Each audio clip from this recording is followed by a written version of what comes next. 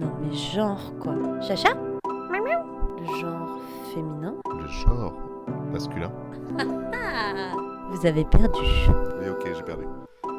Genre j'ai perdu. Riez de bon cœur. Qu'est-ce qu'on se gosse Ah bah c'est sûr, on s'amuse bien.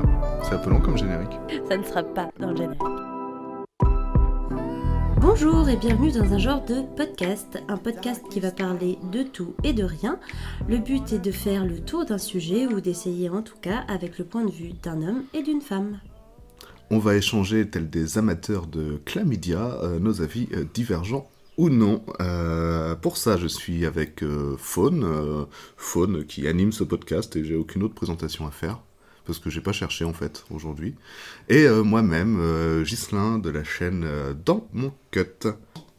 Bonjour Faune déjà, oui c'est vrai, on peut dire bonjour. Oui, bonjour. Bonjour, ça va ? Oui, ça va et vous ? Bah écoute, ça va très très bien. Ouais, ça va bien. Alors aujourd'hui on est le 23 avril, enfin pas aujourd'hui à l'heure où on enregistre, mais aujourd'hui à l'heure où vous écoutez cette émission. Si vous l'écoutez à l'heure même de sa sortie, au jour même de sa sortie, on est le 23 avril. Et le 23 avril, c'est la Saint-Georges. Youpi!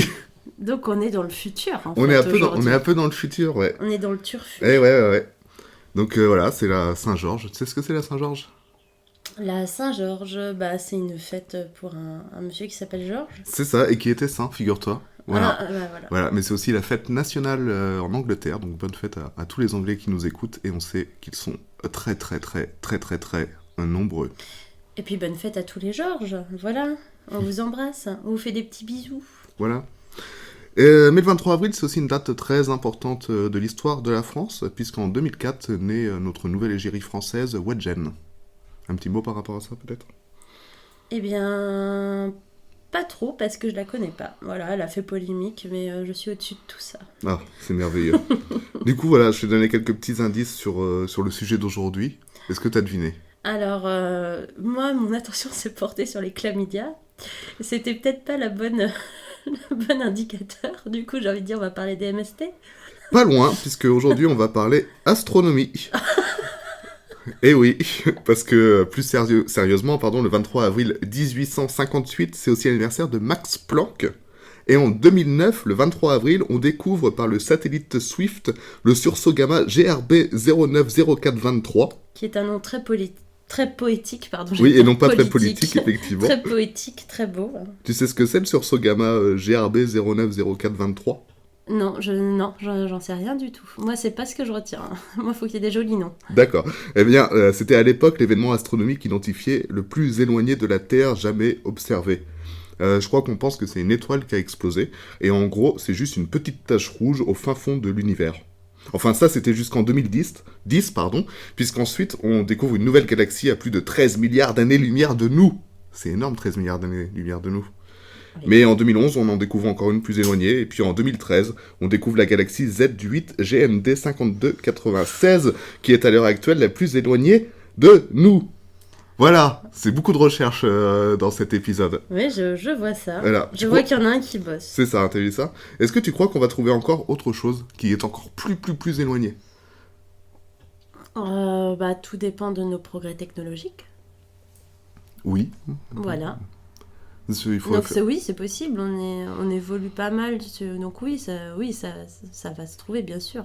Et il y a quelque chose de plus éloigné que ça? Et c'est quoi la fin? Il y a une fin à l'univers, tu crois, à ton avis? À l'univers, mais comment veux-tu, les plus grands scientifiques et astronomes qui se penchent dessus n'ont même pas la réponse. Comment veux-tu que moi, petit être planqué dans ma petite campagne, je puisse te répondre? Non, personne ne sait. L'univers est infini pour l'instant, il n'est pas mesurable pour nous. Non, mais c'est parce que comme on est dans une émission où on parle de manière approximative, peut-être que tu avais des solutions, des réponses tout aussi approximatives. Non, mais en plus, là, tu as parlé des éléments les plus loin observables. Ouais. Donc là, pour l'instant, notre limite, elle est là. Mais c'est notre observation qui est limitée. C'est pas l'univers. D'accord. Ouais, après je voulais étendre justement à est-ce qu'il y a une fin à l'univers, etc. Parce que moi je bite presque rien en science, je retiens très peu de choses, mais je sais que j'ai déjà entendu qu'on dit que l'univers il s'étend tout le temps, tous les jours, il s'agrandit. Oui, normalement, si on suit la théorie du Big Bang, effectivement, l'univers s'agrandit. Il est en pleine expansion. pour reprendre les termes justes.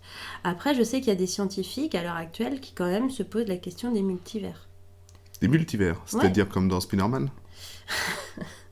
Enfin voilà, qu'il n'y aurait peut-être pas qu'un univers.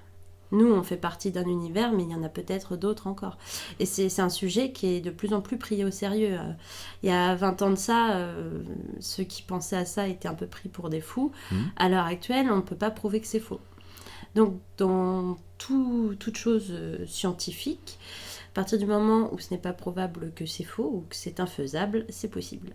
Ouais, puis c'est cohérent, enfin je trouve ça cohérent, parce que c'est vrai qu'au début, on croyait qu'il y avait que la Terre, puis après on a eu la galaxie, et après on a eu ce qu'on appelle l'univers, donc pourquoi pas un multivers, ouais. Même si finalement un multivers, ce serait pas juste un univers étendu, encore plus grand, non? Comment ce serait? Comment ça se représenterait en fait, un multivers? Un multivers, en fait, ça se représenterait comme... moi, je le vois comme ça, mais après, ça peut être plein de choses différentes. En fait, on peut pas se le représenter déjà, globalement. Mais en gros, ça pourrait être même des millions de multivers accolés les uns aux autres. Accolés aux uns les autres. C'est les théories des cordes, c'est ça? Moi, j'ai tendance à me le représenter comme... Non, la théorie des cordes, non, ça n'a rien à voir. Rien à voir du tout. Rien à voir. Sinon, Slider, c'est grâce à ça qu'il voyage dans les mondes parallèles. C'est pas ça. Non, la théorie des cordes, non, c'est très compliqué à expliquer, donc je ferai pas l'affront de vulgariser et d'expliquer ici parce que c'est pas mon travail. Mais la théorie des cordes, c'est en gros une théorie qui arrive à mettre en relation la théorie de la gravité et de la relativité. Donc elle arrive à mettre d'accord Einstein et Newton. Chose qui n'a pas été possible de faire alors que ce sont deux théories qui sont globalement très justes, mais qui pourtant, mises face à l'autre, on se retrouve face à des choses qui ne peuvent pas être combinées. D'accord. Donc la théorie des cordes permettrait un peu de combiner les deux, quoi. D'accord, c'est un peu comme si Caris et Booba faisaient un duo, en gros. Pour simplifier, bien entendu. Alors non, parce que pour simplifier, c'est pas ça du tout, parce que Caris et Booba ne peuvent pas se blairer alors que Newton est quand même le père de la science. Donc c'est grâce à Newton qu'Einstein a eu ses connaissances. D'accord, Newton c'est le père de la science. Ouais, beaucoup de scientifiques disent ça, en tout cas, c'est scientifiques, physiciens, etc.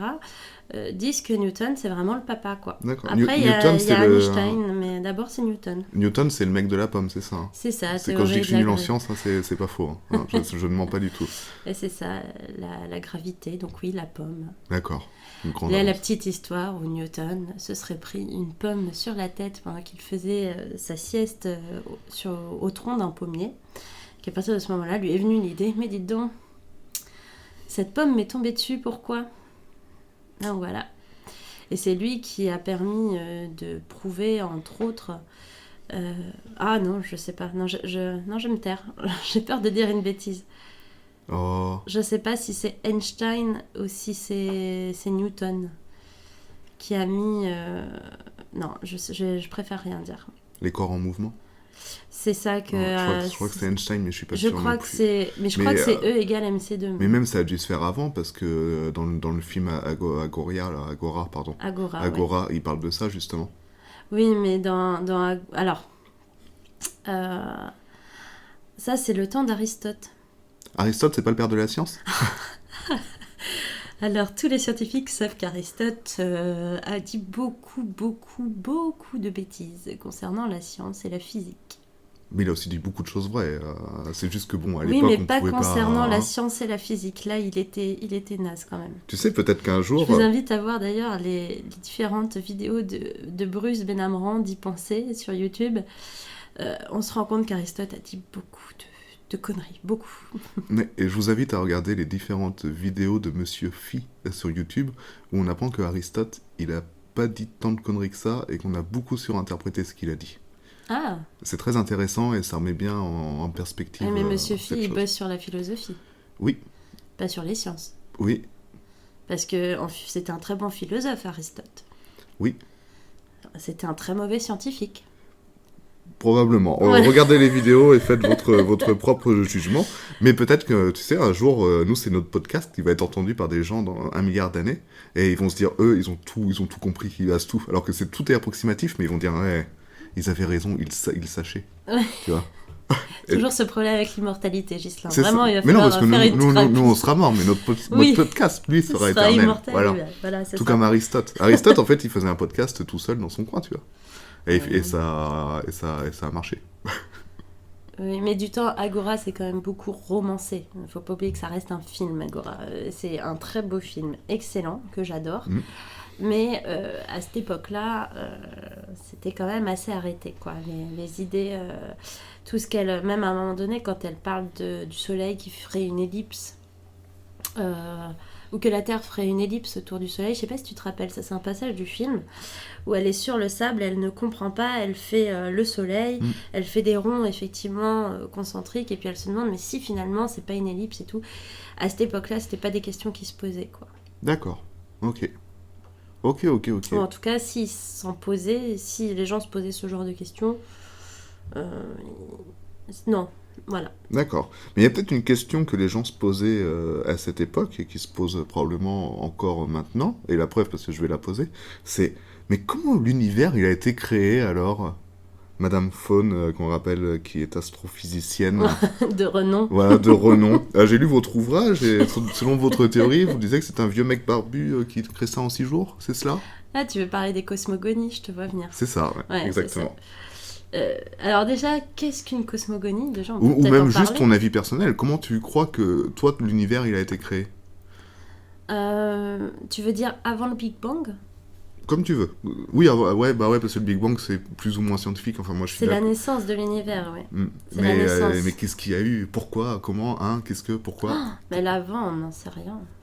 Moi, j'ai tendance à quand même... Mais t'as pas une théorie de comptoir, genre un truc simple, genre, je sais pas, c'est les nazis, tu vois. Non, mais alors moi, déjà, je crois pas en Dieu. Donc c'est déjà compliqué pour moi de dire comment ça s'est créé. Non, mais je sais pas. Ça se trouve, c'est un pet de chat géant, et puis il y a une petite perle qui est sortie, et puis voilà, on est là. Voilà. À la limite, ce serait une théorie rigolote. Au Et moins. du coup, le multivers, ce serait l'univers où vit le chat, aussi? Non, cette il a théorie. fait quelques crottes, quoi. Il en a fait plusieurs. Ah, et Il on n'est est pas plein obligé de d'en crottes. faire qu'une. Et comment ça s'appelle, du coup, le tout avec, avec le chat? La merde. D'accord. Peut-être qu'on vit dans le ventre d'un chien géant aussi. Hein. Voilà, Tout le monde le c'est- sait, c'est- mais personne ne dit rien du tout. Voilà, c'est ça qui est scandaleux un petit peu. Oui, tu voulais parler des cosmogonies? Un mot en apparence compliqué? Ouais, en apparence. En fait, la cosmogonie, c'est la manière dont tu interprètes l'univers. En fait, chacun est libre d'avoir sa cosmogonie. C'est ça. Donc, c'est, je crois, les Indiens qui imaginaient que la Terre était faite d'une tortue qui était portée par 4 éléphants. Ou non, il y avait la tortue qui était là. Dessus, il y avait les 4 éléphants et dessus, il y avait la Terre. Et le tout était entouré de je ne sais plus quoi. Un serpent, je crois. Oui, c'est ça. Les Sumériens aussi, pour eux, c'était le chaos qui ressemblait à un serpent qui s'était mordu la queue, qui avait formé la Terre. L'Ouroboros. C'est pas ça le serpent qui se prend la queue? Non, L'Ouroboros? C'est pas dans le... Pas dans, je sais pas c'est chez pas dans les les Sumériens, Sumériens, plus mais les je sais Mayas plus comment peut-être, ça ouais, trucs s'appelle. comme ça, ouais. Ok, donc il y a plusieurs interprétations. Dire que des platistes, finalement, ils ont peut-être pas tort. Bah, alors après, là, c'est plus compliqué, parce que les platistes, dans leur cosmogonie, Bah ils oui. ont pas tort, parce qu'en fait, la cosmogonie, on peut faire ce qu'on veut. Si moi, je décide que ma cosmogonie, à moi, c'est un arbre avec dessus une boule de pétanque et puis qu'on est là-dessus, ça m'appartient, quoi. On a le droit de faire ce qu'on veut avec la cosmogonie. Les faits, après, c'est autre chose. Que la Terre soit ronde, ça c'est quand même assez factuel pour ne pas être... comment dire, pour que ce soit un fait, que ce soit ok. Enfin, je veux dire, il y a eu assez de preuves comme ça, assez de choses. Oui, mais après, c'est des preuves qui sont dues à notre sens de l'observation humain, qui peut être un sens erroné, tu vois. Et ça se trouve, la Terre, elle est plate en vrai. Mais nous, Mais- on l'aperçoit ronde et c'est super compliqué. Après, chacun est libre de croire ce qu'il veut. Si Oui, bien quelqu'un sûr, il je suis pas préfère se platiste. dire, Hein, voilà, je vous si rassure, quelqu'un ceci il n'est pas une préfère, émission de platiste. si quelqu'un préfère se dire non mais moi, je crois que ce que je vois et puis je suis persuadée qu'on nous ment et tout et voilà, mais c'est son choix. Si moi je décide que je pense que à la NASA les photos qu'elle nous envoie quand elle est dans l'ISS, ça me semble plutôt correct, c'est mon choix aussi. D'accord. Chacun décide, chacun fait ce qu'il veut, quoi. La cosmogonie, c'est comme une religion, en fait. La cosmogonie, c'est encore plus libre. Oh là là, t'es en freelance. Toi aussi, tu peux faire ta cosmogonie si tu veux. Bah, les religions aussi, avec les sectes et tout ça. Les religions, il y a déjà des schémas préétablis. La cosmogonie, tu peux en créer une toi. Ouais, mais quand tu fais une secte, tu peux faire ce que tu veux. Et Oui, les mais- sectes, c'est une forme de religion qui n'est pas tolérée, on va dire, mais c'est une forme de religion quand même. Oui, si tu veux. On peut même faire J'ai du mal à comparer, là, à faire le lien quand même entre les deux. D'accord, Voilà. ok. Pourtant, l'univers fait un peu le lien entre les deux. Pourquoi, à ton avis, l'univers agite tellement notre imagination, que ce soit dans des cadres aussi éloignés de l'Église et de la science? Est-ce que tu crois que c'est un truc genre... c'est tellement merveilleux que on est obligé de se poser des tas de questions quand on regarde les étoiles? Pourquoi tu crois que ça a agité tous ces microcosmes là? Bah parce que si tu y réfléchis 2 secondes, c'est assez ouf quand même. On a une espèce de boule de gaz qui a réussi à se constituer d'eau.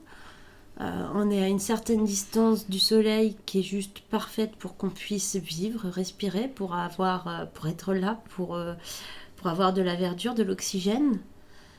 C'est quand même fou. C'est fou. Et il n'y a aucune planète autour de nous qui est vivable. On n'a aucun voisin. Pour l'instant. Ouais, le voisin direct, ouais, effectivement. Voilà, ouais, c'est ouais. ça. On n'a aucun voisin, on est tout seul. Et tout a été une question d'un tel équilibre. C'est quand même dingue, quoi. C'est quand même dingue. C'est-à-dire que si la Terre, elle avait été 300 km plus loin du Soleil, on n'en serait pas là, en fait. Il n'y aurait rien. Si l'atmosphère avait été de 2 cm plus bas, c'est pareil, hein. On ne serait même pas là. Non, mais c'est fou, quoi. C'est tout un truc de précision qui fait qu'on est là et s'il n'y avait pas eu de soleil, mais on serait pas là non plus. Ouais, mais ça peut se reporter à des échelles humaines, tu vois. Si ton papa, il avait pas rencontré ta maman là, blablabla, tu serais pas là non plus. Et pourquoi s'attarder tant que ça à un truc tellement grand où on sait qu'on va pas trop avoir de réponse, quoi. Et parce que c'est quand même une question beaucoup plus vaste de se dire comment est-ce qu'on a pu naître, nous, en tant qu'humains, en tant que végétaux, que de se dire qui est mon père ou qui est ma mère. La question est quand même beaucoup plus mystérieuse et énigmatique. Ouais, c'est comme le C'est fait quand la même poule, plus quoi. profond, quoi. C'est dingue. Puis comme l'humain a une fâcheuse tendance à vouloir tout comprendre, C'est surtout ça, ouais, je pense. et voilà. Mais à une époque, les religions, elles cherchaient pas à tout comprendre, hein. À une époque, quand il y avait la science qui pointait du doigt quelque chose, les religions, au contraire, étaient ouais, bah écoute, on va bien fermer notre mouille, vous allez rien dire, surtout ne dites rien, et puis on reste dans notre truc, hein, parce que nous, ça nous arrange, hein, que la Terre, elle soit au milieu du système solaire, on préfère. Ouais, tu vois, c'est que tout le monde s'est approprié le truc aussi. Parce que chacun voulait avoir sa vision qui aille dans son sens à lui. Bien sûr. Que la Terre soit au centre de l'univers, c'était. Et ça, c'est une histoire de intéressant. cosmogonie. D'accord. Ah oui, c'est un petit peu une histoire de religion aussi, finalement. On y revient. C'est fou. Tout est lié. C'est tellement bien écrit cet épisode. D'ailleurs, en parlant de cosmogonie, moi, il y a une cosmogonie que j'aime bien. C'est celle des livres de Terry Pratchett. Je sais pas si tu connais. Vas-y, dis. C'est un écrivain qui fait du fantastique, et c'est plutôt coolos. Et en gros, ils vivent dans un monde où la Terre est plate. Elle est tenue sur une tortue, du coup, qui vole dans l'espace, j'imagine. Et ça s'appelle le Disque Monde. Ça s'appelle le Disque Monde, elle est tenue sur une tortue. Et en gros, l'objectif des humains, enfin des humains, il n'y a pas que des humains, il y a aussi des nains, etc., etc., il y a plein de races. Et l'objectif des gens de la Terre, enfin du Disque Monde, c'est de savoir si la tortue est un homme ou une femme. Quel est le sexe de la tortue? C'est la question que tout le monde se pose. Mais du coup, la tortue, elle nage Dans l'univers, partout dans ouais. l'univers. Bah, je sais pas trop comment ça fonctionne, ouais. Faudrait vérifier. Elle n'a pas besoin du soleil, quoi, par exemple. Je sais pas trop comment ça fonctionne. C'est vrai que c'est un peu compliqué parce que si elle se déplace trop, ouais, ça risque de faire mal. Bah, après, on est vous allez on est tout dans, de suite on est ne dans plus un rien livre. vous Hein. demander, les gars. Mâle ou femelle, il va y avoir un gros problème. Mais du coup, la tortue des Indiens, comment elle faisait hein? Bah, restez là. Elle bougeait pas? Mais attends, c'est pareil. Je veux dire, à l'heure actuelle, on a des connaissances tellement dans tout ça qu'on peut se permettre de dire oh, gna, gna, gna, gna, comment elle fait s'il n'y a pas de soleil. On peut se permettre de le dire, mais à une certaine époque, notamment l'époque de la tortue Oui, avec les bien sûr. éléphants, on ne savait pas, on devait déduire avec très peu de matériel ce qu'on voyait, ce qu'on pensait. C'était des déductions, des croyances. Mais À l'heure actuelle, il y a quand même des faits. Et c'est pour ça que c'est très compliqué et que la science se met souvent en opposition avec la religion. Parce que la religion, elle marche sur une croyance, et puis beaucoup de scientifiques se sont trouvés pendus quand même et tués parce qu'ils voulaient partager leur savoir et la religion n'était pas d'accord. Et la science... Quoi ? Oh, ouais, c'est des allégations. Hein. On veut des chiffres. Donnez-nous des noms. Bah non, mais tu m'interroges là-dessus. Moi. Non, mais je rigole. Pour faire mon Zemmour. Ah bah lui, il aurait des chiffres, ouais. Oui, mais des faux. Et puis il aurait les questions à l'avance. Oui, c'est vrai. Non, mais voilà, je sais même plus ce que je disais du coup. Je sais plus non plus, c'est fou. C'était pas que les très religions, important. blablabla. Bon, c'était pas très important. Non, mais en gros, voilà, ils sont toujours opposés. Les scientifiques et les religieux sont souvent opposés. Et ce qui est beau, c'est qu'il n'y a pas longtemps, on s'est rendu compte que beaucoup de scientifiques étaient religieux, mais qu'ils osaient pas trop le dire pour pas passer pour des doudingues au camp même de leur métier. Parce que, surtout la jeune génération de scientifiques, en général, quand ils arrivent, ils sont tellement cartésiens, tellement dans la science que ça en devient presque un dogme. Tu vois, c'est fou. Et donc, voilà, mais en général, plus ils avancent, plus ils deviennent sages, en fait. Hein, plus les scientifiques avouent, reconnaissent qu'ils ont une certaine croyance, quoi. Et en fait, l'un et l'autre ne sont pas incompatibles. Oui, bah heureusement. Parce qu'en fait, tant qu'il n'est pas prouvé que ce n'est pas possible, c'est possible. C'est beau. C'est beau, c'est beau. Et du coup, ce serait quoi le sexe de la tortue, hein, pour toi? Non, mais en fait, c'est rigolo parce que justement, oui, cette cosmogonie elle représente un peu ce que tu as dit tout à l'heure, à savoir que comme les humains, ils essayent d'analyser tout ce qu'ils voient et de comprendre tout ce qu'ils voient, bah, eux, ils voient pas forcément dans cette œuvre le passage autour du soleil, ils voient plutôt la tortue. Ils voient la tortue et ils se disent mais pourquoi cette tortue, c'est quoi son sexe, etc. Ils veulent l'analyser et du coup ils envoient des petites passerelles et tout ça, ils essaient d'envoyer des gens sur la tortue pour l'analyser. C'est plutôt rigolo, un livre que je conseille. Voilà. Donc tant que c'est pas prouvé, tout est possible. Dans ce cas-là, ça veut dire que c'est possible que l'univers abrite une autre espèce de vie que l'on pourrait appeler des extraterrestres. Bah oui. Oui ? Bah oui. Oui, je suis d'accord. Non, Niveau probabilité, il y a un moment donné, si on est les seuls, enfin, je veux dire, on parle d'un univers qui n'est même pas quantifiable pour nous. À un moment donné, si on n'est que les seuls, non mais enfin, c'est impossible qu'on soit que les seuls. C'est statistique. Mais pour toi, un extraterrestre, ça ressemblait à quoi, en gros, idéalement, l'idée que si un extraterrestre arrive, il ressemblerait à quoi? Tu veux dire à l'heure actuelle ce que je pense ou la première idée que j'ai eue d'un extraterrestre? Tiens, les deux. Bah, la première idée, allez hop là. La première idée, bah, c'est le petit gris, je pense, Ouais. qu'on a tous vu. On a tous vu. Voilà, le petit gris, c'était effectivement la définition même de l'extraterrestre. On a tellement vu de dessins là-dessus, on a été un peu bercé là-dedans. Même E.T., pour moi, c'est pas le premier, pourtant c'est il est peut-être... dégueulasse, E.T. Oui, et puis c'est peut-être le premier vraiment extraterrestre que j'ai vu, mais pourtant c'était... Enfin, que j'ai vu en tout cas en film. Ouais. Mais c'était pas ce que je m'imaginais. Enfin, voilà. Après, à l'heure actuelle, un extraterrestre, pour moi, bah, c'est quelque chose qu'on ne peut pas imaginer, en fait.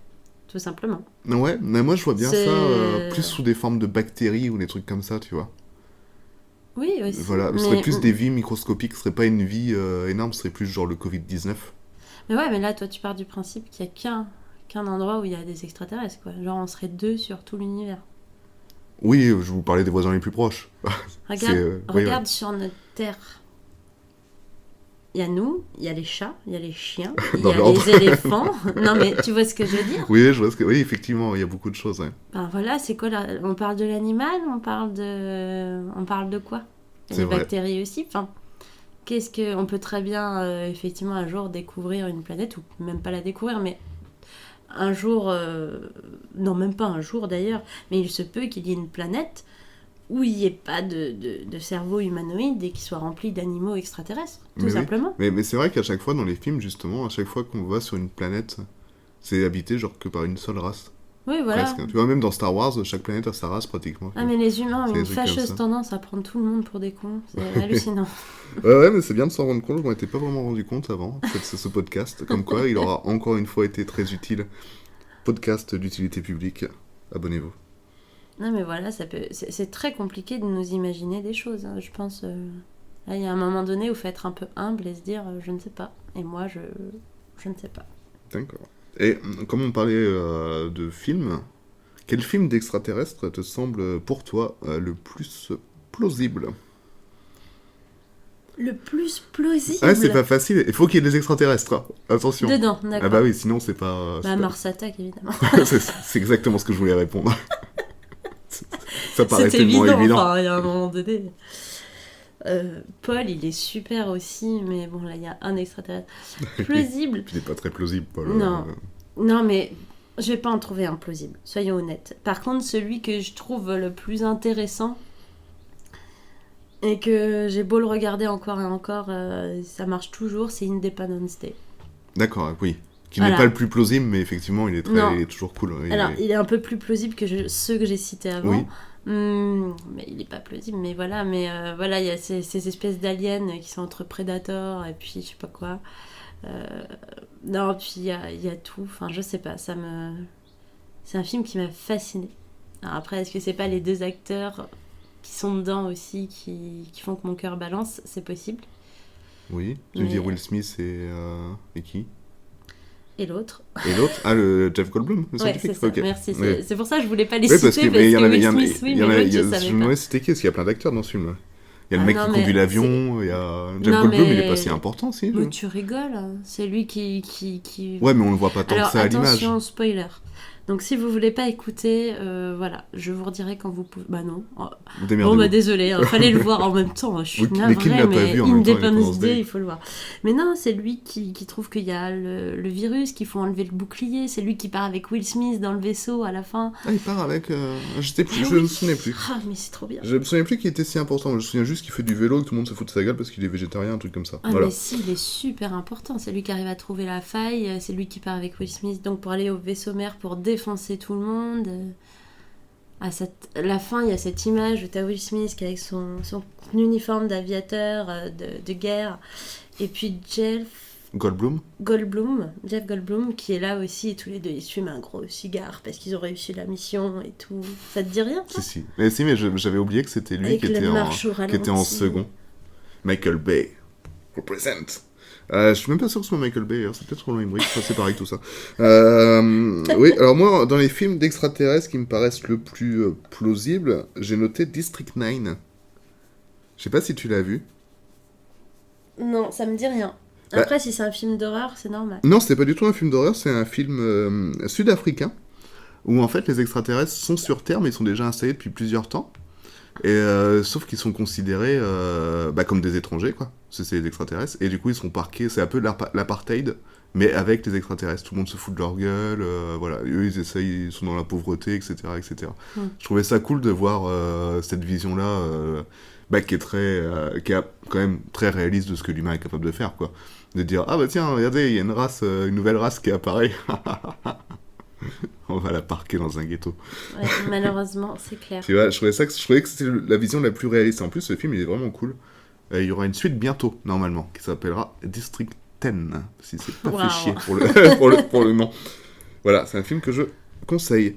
Mais c'est vrai que dans les films, les extraterrestres sont toujours considérés, comme dans Independence Day, tu vois, c'est toujours des gens qui veulent détruire la Terre et tout, et qui veulent tout défoncer, tout le temps. Et pourquoi ils sont si méchants, tu crois, à ton avis? Non, mais parce que c'est un fantasme. Parce qu'encore une fois, faut qu'on s'identifie. On peut pas s'empêcher de s'identifier. Et l'humain est un colonisateur, un gros con. Et voilà, il faut que les extraterrestres soient des gros cons. Ah, tu veux dire qu'en fait, quand ils filment les extraterrestres, ce serait nous? Genre la vision bien que sûr, nous, quand on arrive sur une Terre, on fait ça. Bien sûr, c'est ce qu'on a fait en tout cas. On a toujours colonisé à gauche, à droite, s'approprié des terres. Regarde, là, il n'y a pas longtemps, j'ai appris que Elon Musk, il est en train de construire quelque chose pour que la NASA puisse aller sur la Lune et s'y établir. Donc ça y est, ça part, ça y est, on part en couille, quoi. C'était ma question juste après. Ah bon? Ouais. Eh ben voilà. Ouais, mais quand même pour répondre du coup aux extraterrestres qui sont méchants, moi j'ai lu pas mal de choses où à l'époque c'était les premiers films d'extraterrestres, c'était un peu dans les années 50, 60. Et en gros, les extraterrestres, c'était la représentation des communistes. Les extraterrestres, c'était les communistes qui venaient dans les villes américaines pour faire chier, quoi, pour foutre la merde, parce que les communistes, c'est des méchants. Voilà. Donc Mais c'était, qui était à l'origine de ça? bah, Les Américains? Ouais, bah oui, les films américains, bien Et sûr. c'est vrai Oui, qu'ils oui. ont colonisé personne, ouais. Bah C'est non, vrai. ils ont toujours été là, tranquillement, Ouais, sur voilà, leur c'est terre. ça, toujours. Voilà, ils ont fait chier de personne. mal à personne. Bah Moi, c'est non, vrai que si un peuple pacifiste, c'est bien les États-Unis. Bah hein. Là, ça, c'est clair. hein. Bah oui, Ah oui, bah oui, non, mais... ça, c'est sûr, il n'y a pas de... Il n'y a même pas à tergiverser, là. Non, Ouais, non, non, non, non, non. Pas du tout. Pas Non. du tout, du tout. Voilà. Du tout, du tout. USA. USA. Bon, bah, on va passer à la question que t'as devancée et que j'ai super bien écrite pourtant. Regarde, écoute-moi ça, écoute ça. J'ai entendu il y a pas longtemps que Elon Musk va collaborer avec la NASA pour construire le prochain vaisseau à aller sur la Lune. Mais cette fois, pour s'y installer durablement. Tu crois que c'est possible? Je crois que c'est possible et je crois que c'est pas bien. Comment ça, c'est pas bien? C'est D'aller pas sur bien la de Lune faire et de ça. s'y installer Ouais, durablement? ouais, on peut pas s'en empêcher, quoi. C'est ouf. Putain, mais vivement qu'il y ait peut-être une femme à la tête d'un pays qui est quelque chose et qui, je sais pas, je me dis, c'est pas possible. Les hommes font au moins qu'on essaye. Peut-être qu'il y aura des décisions moins bêtes, parce que là, à ce stade-là, c'est vraiment pour montrer qu'il y a la plus grosse bite, quoi. Moi, j'ai l'impression, je te jure, j'ai vraiment l'impression que c'est un combat de coq qui vise la lune et machin, et non, ça m'appartient, mais ce bout-là, il m'appartient, non, mais c'est moi qui ai planté mon drapeau, ah ben moi aussi j'ai planté mon drapeau, et puis voilà, et franchement, c'est pitoyable, hein. C'est ridicule, c'est ridicule. En plus, envoyer des trucs dans l'espace, ce que Elon Musk fait très souvent, c'est absolument terrible pour les astronomes. Les astronomes, à force, parce que quand il y a quelque chose qui est envoyé dans l'espace, quand même, c'est plusieurs modules, et il y en a plusieurs qui se décrochent après la traversée de l'atmosphère, et qui polluent complètement le ciel nocturne. Et il faut savoir qu'autour de la Terre, on a tellement fait d'expériences de ceci, de cela, que c'est une poubelle, en fait. L'extérieur de la Terre, on n'a que des déchets spatiaux. Et on continue encore et encore, et là on se dit, bah oui, on va aller sur la Lune, mais... Puis je sais pas, à un moment donné ça me fascinait, et plus ça va, plus tout ce monde-là m'écoeure, quoi. J'ai l'impression que c'est pareil, les astronomes, à une époque je trouvais ça vraiment grand, je trouvais ça bien, je trouvais ça fou. Et en fait, plus ça va, plus je me dis, mais les pauvres, quoi, les astronautes, c'est vraiment... Les pauvres, franchement, ils sont envoyés, c'est des cobayes, ça a toujours été des cobayes. Je trouve ça terrible. On verra comment ils reviennent, on verra comment ils sont. Ils sont obligés d'avoir un entraînement intensif, de faire plein d'exercices pour l'expérience, quoi. Après, ils sont conscients, hein, ils savent bien, hein, ils savent ce qu'ils font, mais je trouve que voilà, il n'y a rien de plus dégueulasse que quand on a envoyé des chiens, des chats, des chimpanzés dans l'espace. Il n'y a rien de plus immonde et abject. Franchement, Oui, c'est effectivement, ça fait très immoral. cobaye. Oui. C'est immoral. Et après, une fois qu'on a vu que ça passait avec les animaux, on s'est dit, bah allez, on peut envoyer des humains. Et puis il y en a beaucoup qui ont péri, hein, tout de même. Hein. Oui. Parce qu'on parle pas des morts, hein, mais il y en a eu, hein, putain. Donc voilà, donc Voilà, j'entends beaucoup de gens qui disent, ah, hurrah, l'évolution et tout, mais je suis pas sûre que ce soit une évolution, là, sur ce coup-là. Et tu crois qu'ils vont faire quoi, du coup, sur la Lune? Ils vont ouvrir un McDo, Ah, bah oui, mais pour qui? évident. Mais du coup, par extension, le tourisme spatial, ça te botte pas? Genre, si on te propose d'aller sur la Lune, faire un petit voyage aller-retour, tranquillou. Non, parce que j'accepte... Non, j'ai pas envie. Enfin voilà, j'ai pas envie de me prendre je sais pas combien de jets en pleine gueule pour traverser une atmosphère, pour polluer encore le ciel. J'ai pas envie de ça. Tu trouves qu'on fait trop du capitalisme par rapport à ça? On a une vision capitaliste de l'univers? Je pense qu'on veut tout s'approprier, oui. D'accord. Oui, et je trouve ça foncièrement triste. Mais dans ce cas-là, la Lune, elle est à qui? Bah attends, ça va bientôt arriver là, avec la NASA qui veut établir un truc dessus. Non mais là, on va assister à des trucs dans les années à venir, mais ça va être immoral, ça va être débile. Et voilà, et de toute façon, c'est celui qui aura le plus de fric qui fera ce qu'il veut. Eh oui. Donc voilà, donc on pourra jamais arrêter les gens qui ont plein de pognon, notamment Elon Musk, et voilà. Faut quand même être particulièrement fou, ambitieux, mais aussi complètement orgueilleux et imbu de sa personne pour envoyer sa propre marque de voiture dans l'univers. Oui, Non mais c'est vrai que c'est comme faut ça, être dingue. effectivement. Oui. Faut être dingue sans se soucier de ci, de là et se dire allez j'envoie une Tesla. Faut en avoir vraiment rien à foutre. Mm. Moi j'aimerais bien voir comment ce mec-là considère la Terre et la pollution et l'environnement quand il fait des trucs comme ça. Et c'est lui qui a un pouvoir beaucoup plus que les petites gens comme nous. Donc voilà. Donc ouais, non, ça c'est un aspect qui me révolte un peu, comme tu auras pu le remarquer. Effectivement, je vois ça. Ça a l'air de tenir très à cœur. Mais du coup, t'es pas au courant qu'il y a eu des parcelles de la Lune qui ont été mises en vente. Et je sais que par exemple que Mais Mathieu... qui les vend? Alors, je suis pas sûr de ce que je vais dire. Attention, parce qu'on est quand même dans Sur une notre émission podcast approximative. approximative. Je suis pas sûr, mais je crois bien entendu que ce sont nos amis, les Américains. Évidemment. Je dirais l'État américain, comme ça, au pif. Mais je suis pas sûr du tout. Mais je sais par contre qui en achète. On a par exemple Matthew Bellamy, le chanteur de Muse, qui en a acheté certaines parties de la Lune. Du coup, ma question c'était, bon, je pense que tu l'as largement répondu. Je te demandais si tu trouvais ça normal de vendre un truc qui ne devrait appartenir à personne. Non mais tu sais, maintenant, tu peux acheter des étoiles. Des étoiles carrément. C'est pas la plus grosse arnaque du monde, ça? Bah oui.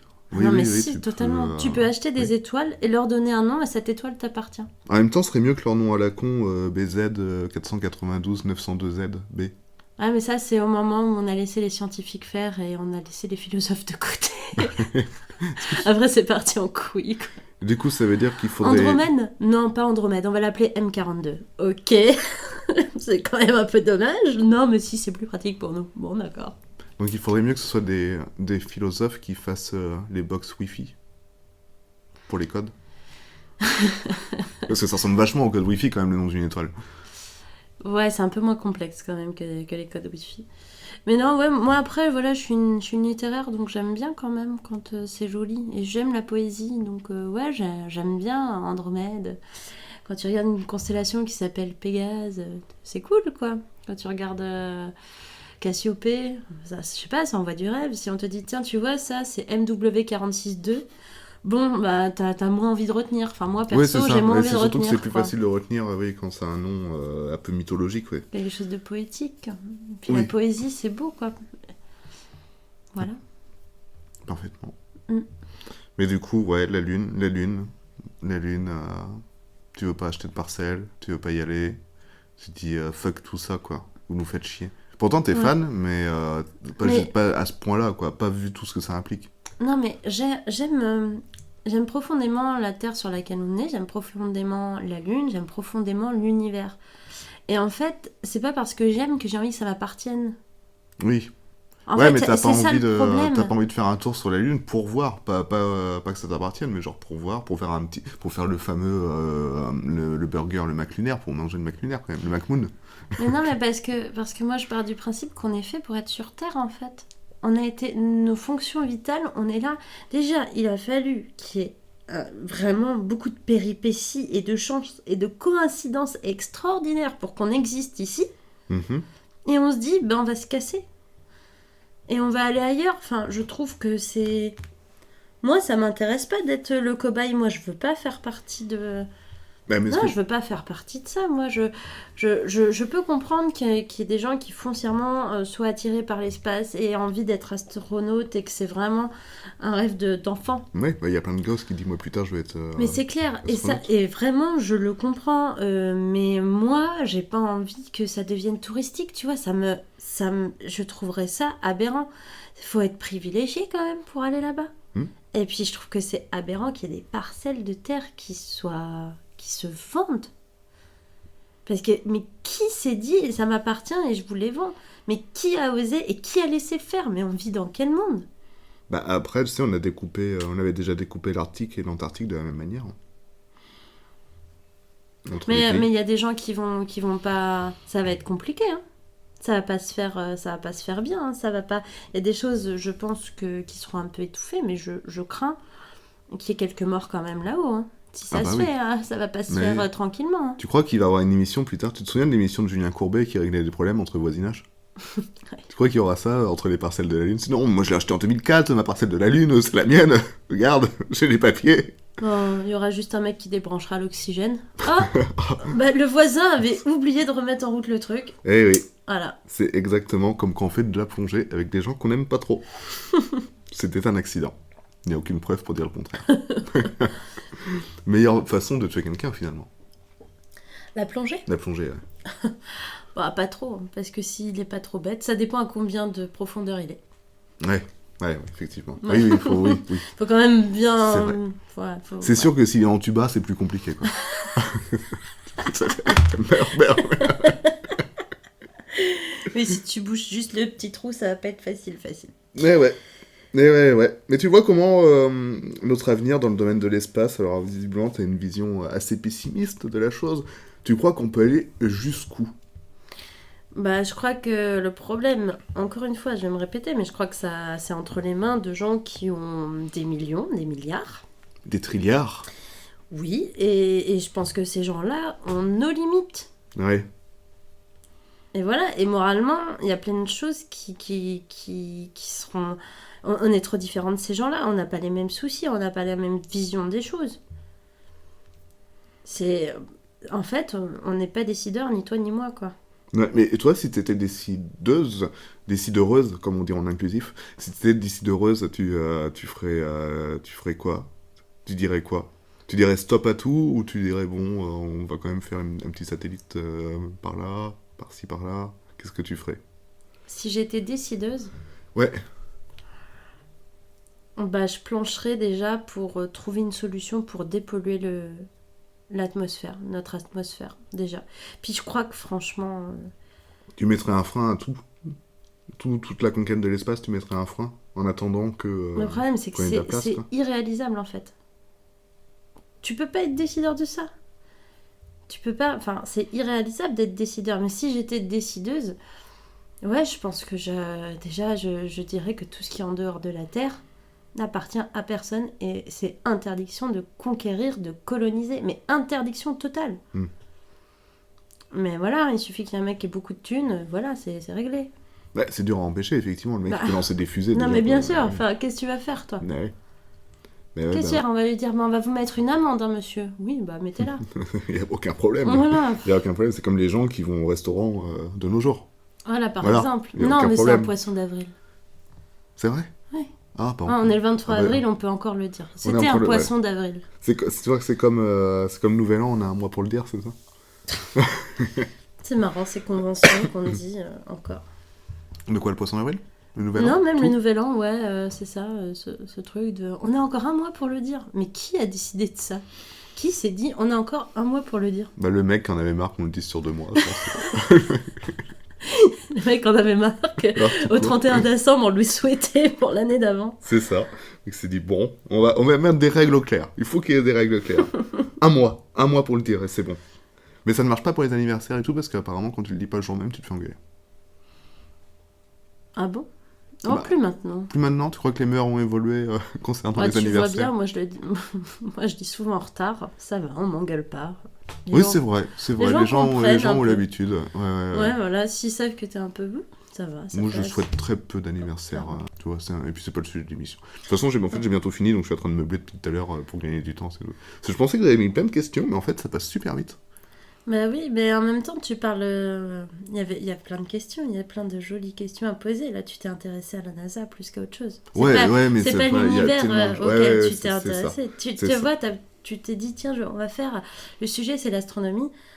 C'est pas vraiment l'astronomie, c'est C'est un- l'astronaute. Ouais, c'est un peu L'astronomie, tout, c'est un peu tout, ouais. c'est autre chose. Hein. D'accord, bah on va retourner vers l'astronomie alors. Le soir. On peut par exemple parler du système solaire.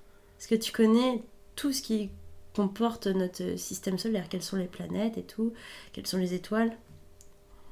Oh, pas tout, hein.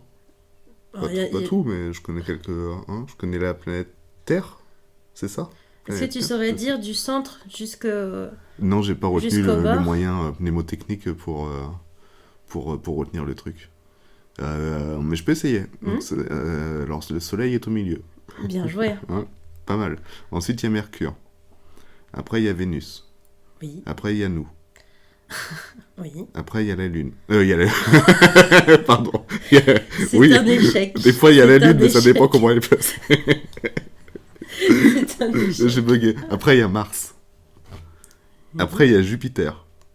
Après, ça devient plus compliqué. Après, je crois que c'est Saturne, Neptune, Uranus, Neptune. Uranus, Neptune. Et puis après, bah, c'est terminé. Ouais, Parce que- c'est terminé, mais il y a quand même une grosse polémique. Je voulais conclure cette émission là-dessus, sur la polémique des années 2000. Le truc, c'est Pluton, qu'on va... planète ou non? On va peut-être pas conclure là-dessus. Non, on va pas conclure là-dessus, on va continuer tranquillement. J'ai d'autres questions que j'ai improvisées, t'inquiète pas. Tu sais ce que c'est qu'un astrolabe? L'astrolabe, non, je sais pas ce que c'est un astrolabe. C'est un laboratoire d'astronomie. Non, je sais pas. Je sais que c'est un instrument, là, comme un sextant, mais je vois pas. Sinon. Eh ben, l'astrolabe, c'était un instrument pour savoir l'heure. Mhm. Voilà, tout simplement. Mais quel est le rapport avec l'astronomie? Eh ben parce qu'en fait, il fallait placer des cadrans en fonction des étoiles que tu voyais, en fonction du soleil, du jour de la semaine, de plein de choses. Désolée, je suis à fond dans ma recherche. C'est bien ça, Uranus, Neptune. Bouilla, j'avais un doute, mais le doute n'était pas justifié. Donc Uranus et Pluton à la fin. Voilà. Mais du coup, à l'école, on apprend quoi maintenant? On enlève Pluton? Comment ça se passe? J'en sais rien du tout. C'est devenu quoi? Bah, si vous avez 13 ans, laissez un commentaire. J'en sais rien du tout. Rien du tout. Qu'est-ce qu'un pulsar? Un pulsar. Ça devient une question pour un champion d'astronomie, c'est ça? Bah non, mais j'essaye de trouver des choses. Oh, mais j'ai plein d'autres questions s'il Ah le ouais? faut. Mais... Ah bah vas-y. Mais non, mais Non, vas-y, vas-y, on va, non, on va- non, on va vas-y, faire quelques termes vas-y. scientifiques. Mais je te dis, en fait, moi, je voulais Vas-y. éviter les cahiers scientifiques parce que je suis une bite en sciences, mais comme c'est ton point de vue, ça peut être cool aussi. Alors, un pulsar, je crois que c'est un truc avec un rayon. Un rayon, ça doit être genre le rayon qui émet une étoile, attends, un truc comme ça. Une étoile mourante, peut-être. Alors, un pulsar, ouais, c'est une étoile qui rayonne comme le battement d'un cœur. Tu vois, ça fait bouf, ça rayonne. Ça clignote. Ouais, comme une ampoule. En qui gros, est, ça clignote. Et en général, c'est qu'elle est en transformation. En transformation. Ah C'est-à-dire. non, même pas, non. Non, un pulsar, c'est juste que c'est une étoile qui émane de l'énergie et qui clignote, en gros, c'est ça. D'accord, mais elle est pas en Parce fin de qu'elle- vie, il n'y a pas de truc spécial. Quoi. Non. Mais du Non. coup, si on vit sur cette planète, enfin sur cette étoile, On peut pas vivre sur une étoile. oui, mais imaginons. Une étoile et une planète, c'est pas la même chose. Imaginons qu'Elon Musk. Pourquoi on peut pas vivre? Pourquoi? Je comprends pas. Parce qu'une étoile, c'est une bulle de gaz qui rayonne. Le soleil est une étoile. Ah, c'est que du gaz, les étoiles? Il n'y a pas solide, il n'y a pas liquide, il n'y a pas. C'est que du gaz. Non, voilà. Et, mais les planètes aussi, hein. Ça peut être Jupiter, elle est faite de gaz, me semble-t-il. Mais le petit prince, il vit pas sur des étoiles. Jupiter, il y a des vents. J'ai une hésitation parce qu'il y a souvent des ouragans sur la planète et on peut bien les voir. Il y a des tempêtes colossales. C'est pour ça que quand on voit souvent des photos de Jupiter, on remarque qu'il y a une espèce de torsade à un moment donné au milieu. Parce qu'il y a des vents de fou, quoi. Là, le climat n'est vraiment pas clément. Il n'est pas adapté à la colonisation, quoi. Non, mais Mars non plus, hein, mais bon, ils Il s'en y a rendront mo- il y a- compte il y a bien moins de assez vent. vite. Oh, Bah, moi, j'ai vu un film, on peut faire des pommes de terre sur Mars, du coup, ça va. Ça va, si on a des patates, on peut survivre. Tout va bien. Tout va bien. T'as d'autres questions hein, sur... C'est cool, moi j'aime bien ces petits quiz. bah non, bah, toi t'avais des questions, tu me disais. Oui, demander le soir quand tu lèves les yeux vers les étoiles. Tu penses à quoi? Tu Je te pense dis, à la place que j'ai dans l'univers et à quel point ça me rend extrêmement humble à ce moment-là. Je me rends compte que je suis rien. D'accord. Je suis vraiment une petite particule d'un petit truc de rien du tout. C'est tellement grand, c'est tellement vaste. C'est tout l'inverse de Elon Musk quand il lève la tête vers les étoiles, quoi. Peut-être qu'il Probablement. pense ça aussi, mais peut-être qu'il se dit ouais, mais pas loin, il y a ça. Regardez, ça c'est ma Tesla. Regardez la trajectoire qu'elle fait, c'est merveilleux. Ouais, donc quand tu regardes les étoiles, tu as l'impression d'être humble. C'est beau. Tu te sens toute petite en fait par rapport à l'univers. Ouais, et puis je me rends compte de la chance que j'ai d'être là, Ah de ouais. vivre, de pouvoir voir des choses, de... Ah, moi, tu vois, ça me fait peur, moi, plutôt. Je suis plus dans la peur, tu vois. Ça fait tellement sentir seul. T'es là, t'es, waouh. C'est trop grand. Tu sais, c'est comme quand tu déménages. Tu déménages, tu vides tous les meubles de. Je sais pas si t'as déjà eu ça. Tu déménages, tu vides tous les meubles de chez toi. Et après, tu retournes dans la pièce, genre dans ta plus grande pièce, genre dans le salon. Et t'as la tête qui tourne. T'as un vertige parce que c'est vide. T'as jamais ressenti ça? Non. Bah, moi, si, ça m'arrive souvent dans les pièces grandes et vides. Parce que je sais pas pourquoi. Je sais pas ce que c'est peut-être une maladie, c'est peut-être un truc, je sais pas. Mais en gros, c'est pareil quand je regarde les étoiles, tu vois, tu te sens. C'est tellement vide, c'est tellement grand que t'es là, c'est. Putain. Ouais, je trouve qu'on est super chanceux, au contraire. Je trouve que, tu te rends compte, on voit quand même la lumière d'étoiles qui sont à des années-lumière de nous. Oui, bah oui, La oui. lumière a mis des années-lumière à nous parvenir. Donc peut-être au moment où on regarde la lueur, l'étoile est déjà morte. Bah ouais, mais moi je trouve ça trop triste. Mais c'est fou. C'est fou, mais C'est c'est. pas, c'est pas triste, c'est quelle chance. Est-ce que les astronomes, c'est pas un peu des historiens aussi, d'une certaine manière? Parce que tu vois, ils voient des rayons tous les jours, ils sont confrontés à des archives du Big Bang. Tu vois, quand ils voient cette planète qui est à plus de 13 milliards d'années-lumière, qui a cette teinte rouge, ils voient presque le Big Bang, presque la naissance de Ça n'a l'univers. rien à voir. Ah si, parce que tu remontes, C'est le point qui est le plus éloigné Ouais, de mais nous, mais c'est pas c'est le aussi le plus premier. vieux. C'est aussi le plus vieux. C'est le plus vieux qu'on puisse observer, en fait, aussi. Et du coup, Ça, c'est ce à qui est la le plus proche limite, du Big Bang, tu à vois. la limite, c'est dans les relevés plus des météorites et du carbone et de ce qui va s'écraser sur Ouais, Terre c'est vrai qu'il y a ça aussi. Ouais. qui leur permet d'établir l'histoire. Mais ce point lumineux si loin, ça leur apporte pas grand-chose de l'histoire, à part se dire que on arrive à voir jusque-là et c'est très loin. Mais qui te dit que ce point-là fait partie du tout ou du premier La théorie du Big Bang, c'est une théorie. Oui.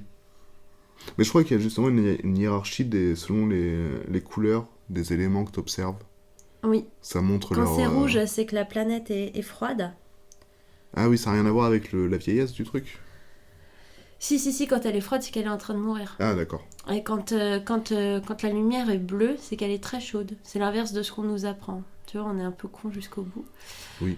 Quand c'est bleu, c'est une planète qui est très très chaude. D'accord. Une étoile, pardon, qui est très chaude. Donc voilà. Donc elle est Et bien en fait, vivace, on quoi. arrive à deviner les planètes au loin parce que les planètes vivent toujours en orbite autour des étoiles. Et en fait, c'est le fait que d'un coup, en observant pendant très longtemps une étoile et à un moment donné, on voit que quelque chose passe devant, qu'on se dit, il y a peut-être une planète ici. Ah oui, genre avec l'ombre du truc. Ouais, D'accord. tout à fait. Et c'est en voyant des fois des ombres devant Jupiter. Jupiter qui du coup est éclairé pour nous, fait comme un point, fait comme une étoile parce qu'elle est éclairée par le soleil. Du coup, en fait, on voit sa réverbération. Mhm. C'est pour ça que ça fait une lumière. Mais c'est parce qu'il y avait plein de petits points qui des fois cachaient la lumière de Jupiter qu'on a vu qu'il y avait des satellites autour de Jupiter. Il y Effectivement. en a à peu près une 60aine. Oui, il y a de quoi faire, ouais. D'accord. Ok. Donc voilà, ok. en fait, les astronomes, ils sont plus dans des déductions. Ils disent, tiens, c'est bizarre, là, je voyais cette étoile très bien, enfin, je voyais ce point lumineux très clair, et puis là, je le vois plus. Donc il y a quelque chose qui est en train d'orbiter. Puis ils comptent le temps où ça se reproduit à chaque fois. Ils peuvent en déduire le nombre de planètes qui orbitent autour, quand c'est très loin, etc. etc. Un métier laborieux. Bah, c'est des passionnés. Oui, c'est des passionnés. C'est un peu un métier de geek pour avoir déjà été dans des... je te jure, c'est vrai. Pour avoir été dans des salons d'astronomie. C'est pas ça que je veux Des dire. conventions. Non. Ah, je sais plus comment ça s'appelle, mince. Des endroits, des clubs, voilà. Ouais. Pour avoir été déjà dans un club d'astronomie à plusieurs reprises, c'est vraiment un travail laborieux pour mettre le télescope en route, pour mettre le PC en route, pour bien l'orienter, pour que tout soit bien. Je te jure, tu as au moins 2 heures de préparation avant de pouvoir observer quelque chose dans le ciel. Ouais. C'est quand même un travail qui, à la base, au niveau de l'informatique, est dingue. Et c'est pour ça que j'hésitais d'ailleurs à m'acheter un télescope, parce que le boulot avant, mais il est fou. Déjà, il faut que tu trouves ta petite colline, ton petit coin tranquille, où il n'y aura pas de pollution lumineuse pour avoir vraiment des jolies choses à regarder, etc. Et après, il faut que tu sois avec ton PC portable et que tu branches tout le tintouin et que tout se connecte et que tu aies vu les bons minces, tu sais, quand longitude, latitude, Les coordonnées, ouais. les bons coordonnées, voilà, et que tu puisses positionner correctement ton truc par rapport à l'endroit où tu te places, et après tu peux observer. Par contre, quand tu arrives dans le et après tu peux observer, c'est fou quoi. Ouais, Moi, mais tu peux plus bouger, quoi, après ça. Du coup. Tu peux observer que l'astre qui est... Enfin, tu peux bouger, mais ça te reprend 2 heures, c'est ça? Ah oui, mais tu te rends pas compte ce que c'est que de voir quelque chose. Non, j'ai jamais fait. Ah, moi, je suis une bite en astronomie. Hein. Voir quelque chose, Ouais, ça doit être cool. c'est incroyable. C'est-à-dire que c'est hypnotique. Tu pourrais passer 1 heure à regarder le même objet, c'est fou. D'accord. Moi, j'ai eu le bonheur de voir Jupiter, parce que les 2 autres fois où j'y suis allée... Ah non, j'ai vu aussi une nébuleuse qui était très belle. C'était quelle nébuleuse? Je ne sais plus. J'ai vu une nébuleuse et j'ai vu Jupiter. Et Jupiter, c'était juste émouvant. C'est fou. Mais tu te dis que tu vois une planète, mais tu vois Jupiter. T'arrives à voir ces nuages de gaz là qui se déplacent à cause des tempêtes et tout ça? Comme tu disais? Non, tu vois la planète, tu la vois bien. Alors c'est pareil, les gens se font aussi souvent l'idée qu'à travers un télescope, tu vois les jolies couleurs et tout, qu'on t'amène. Les jolies couleurs, c'est un travail de graphiste après, où c'est les gars, ils se font plaisir. En fait, tout est en noir et blanc. D'accord. T'as pas de filtre, tout est en noir et blanc. C'est comme une échographie de l'univers. Non. Je sais pas, je trouvais ça joli à dire. Parce que c'est noir et blanc une échographie. Tu vois, c'était juste ça. Voilà, Non, c'est comme un cliché, un espèce de vestige. Je sais pas, tu te sens tellement... Une empreinte carbone, quoi. Un peu. Tu te sens tellement privilégié de voir ça. Tu te sens tellement privilégié de voir ce truc aussi bien, aussi nettement. Parce que j'avais vu aussi 3 satellites qui étaient autour. C'est des satellites naturels. Mais c'est... Je sais pas, c'est hyper émouvant, quoi. Ah, j'ai lâché ma petite larmichette, hein, c'est dingue. Ah non, c'est... Ouais, non, c'est vrai que je m'en rends pas compte, j'ai jamais fait. C'est absolument dingue. Faut... ne serait-ce ça que doit être cool, la Lune à la jumelle, pendant ces clubs d'astronomie, je l'avais fait, ça. La Lune à la jumelle, mais c'est époustouflant. Ça, j'avais déjà fait la Lune à la jumelle, effectivement. Mais on voit bien les cratères et tout, c'est assez fou. Alors, si vous voulez le faire, la Lune à la jumelle, c'est superbe. Par contre, trouvez un pied pour les jumelles. Parce que les moindres secousses, vous voyez plus rien, quoi. Et c'est vraiment dommage. Donc, il faut juste installer un pied et mettre les jumelles dessus, et c'est trop beau. D'accord, bah, merci du conseil. Le club d'astronomie, ça m'a manqué, il fut un temps, et puis voilà, c'était trop loin, c'était à 1/2 heure de chez moi, donc 1 heure aller-retour. Ouais. Et puis en plus, il fallait attendre qu'il fasse nuit, et puis c'est 2 heures de prépa qui sont indispensables. Puis tu dis que c'est un univers geek, donc masculin, j'imagine, peut-être? Ah non, non, c'était alors mixte. là, à mon club, au club, non. Enfin, tu me diras quand même s'il y avait peut-être une nana pour 7 mecs. Ouais. Si, quand même, un peu. Hein. Un peu, c'est un peu masculin. Ouais. Est-ce que la femme avait le droit de toucher à l'ordinateur?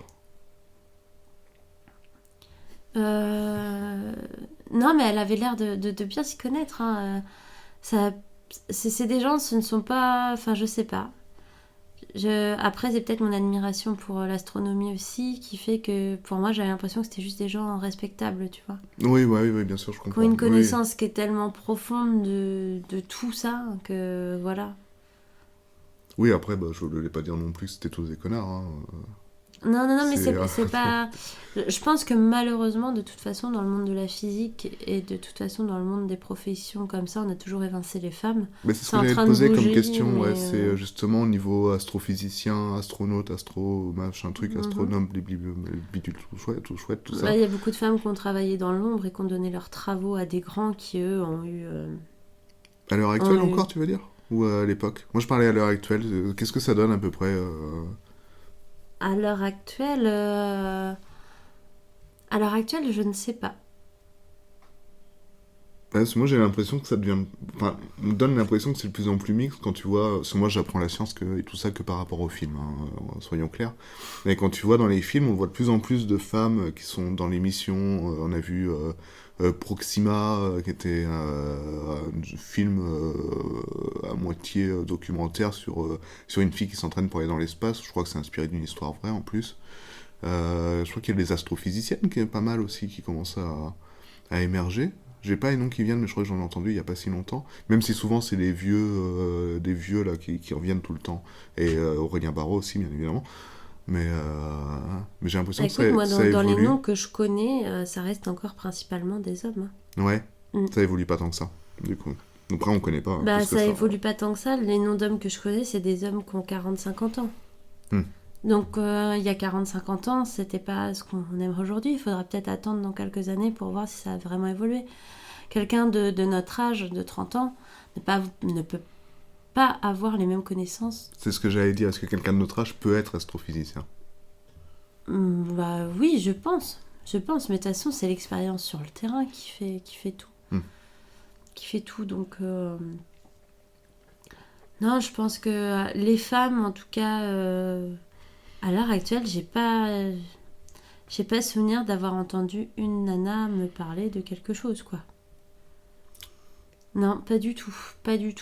Mais par contre, il y a beaucoup... Je sais que, voilà, dans les 50 dernières années qui se sont écoulées,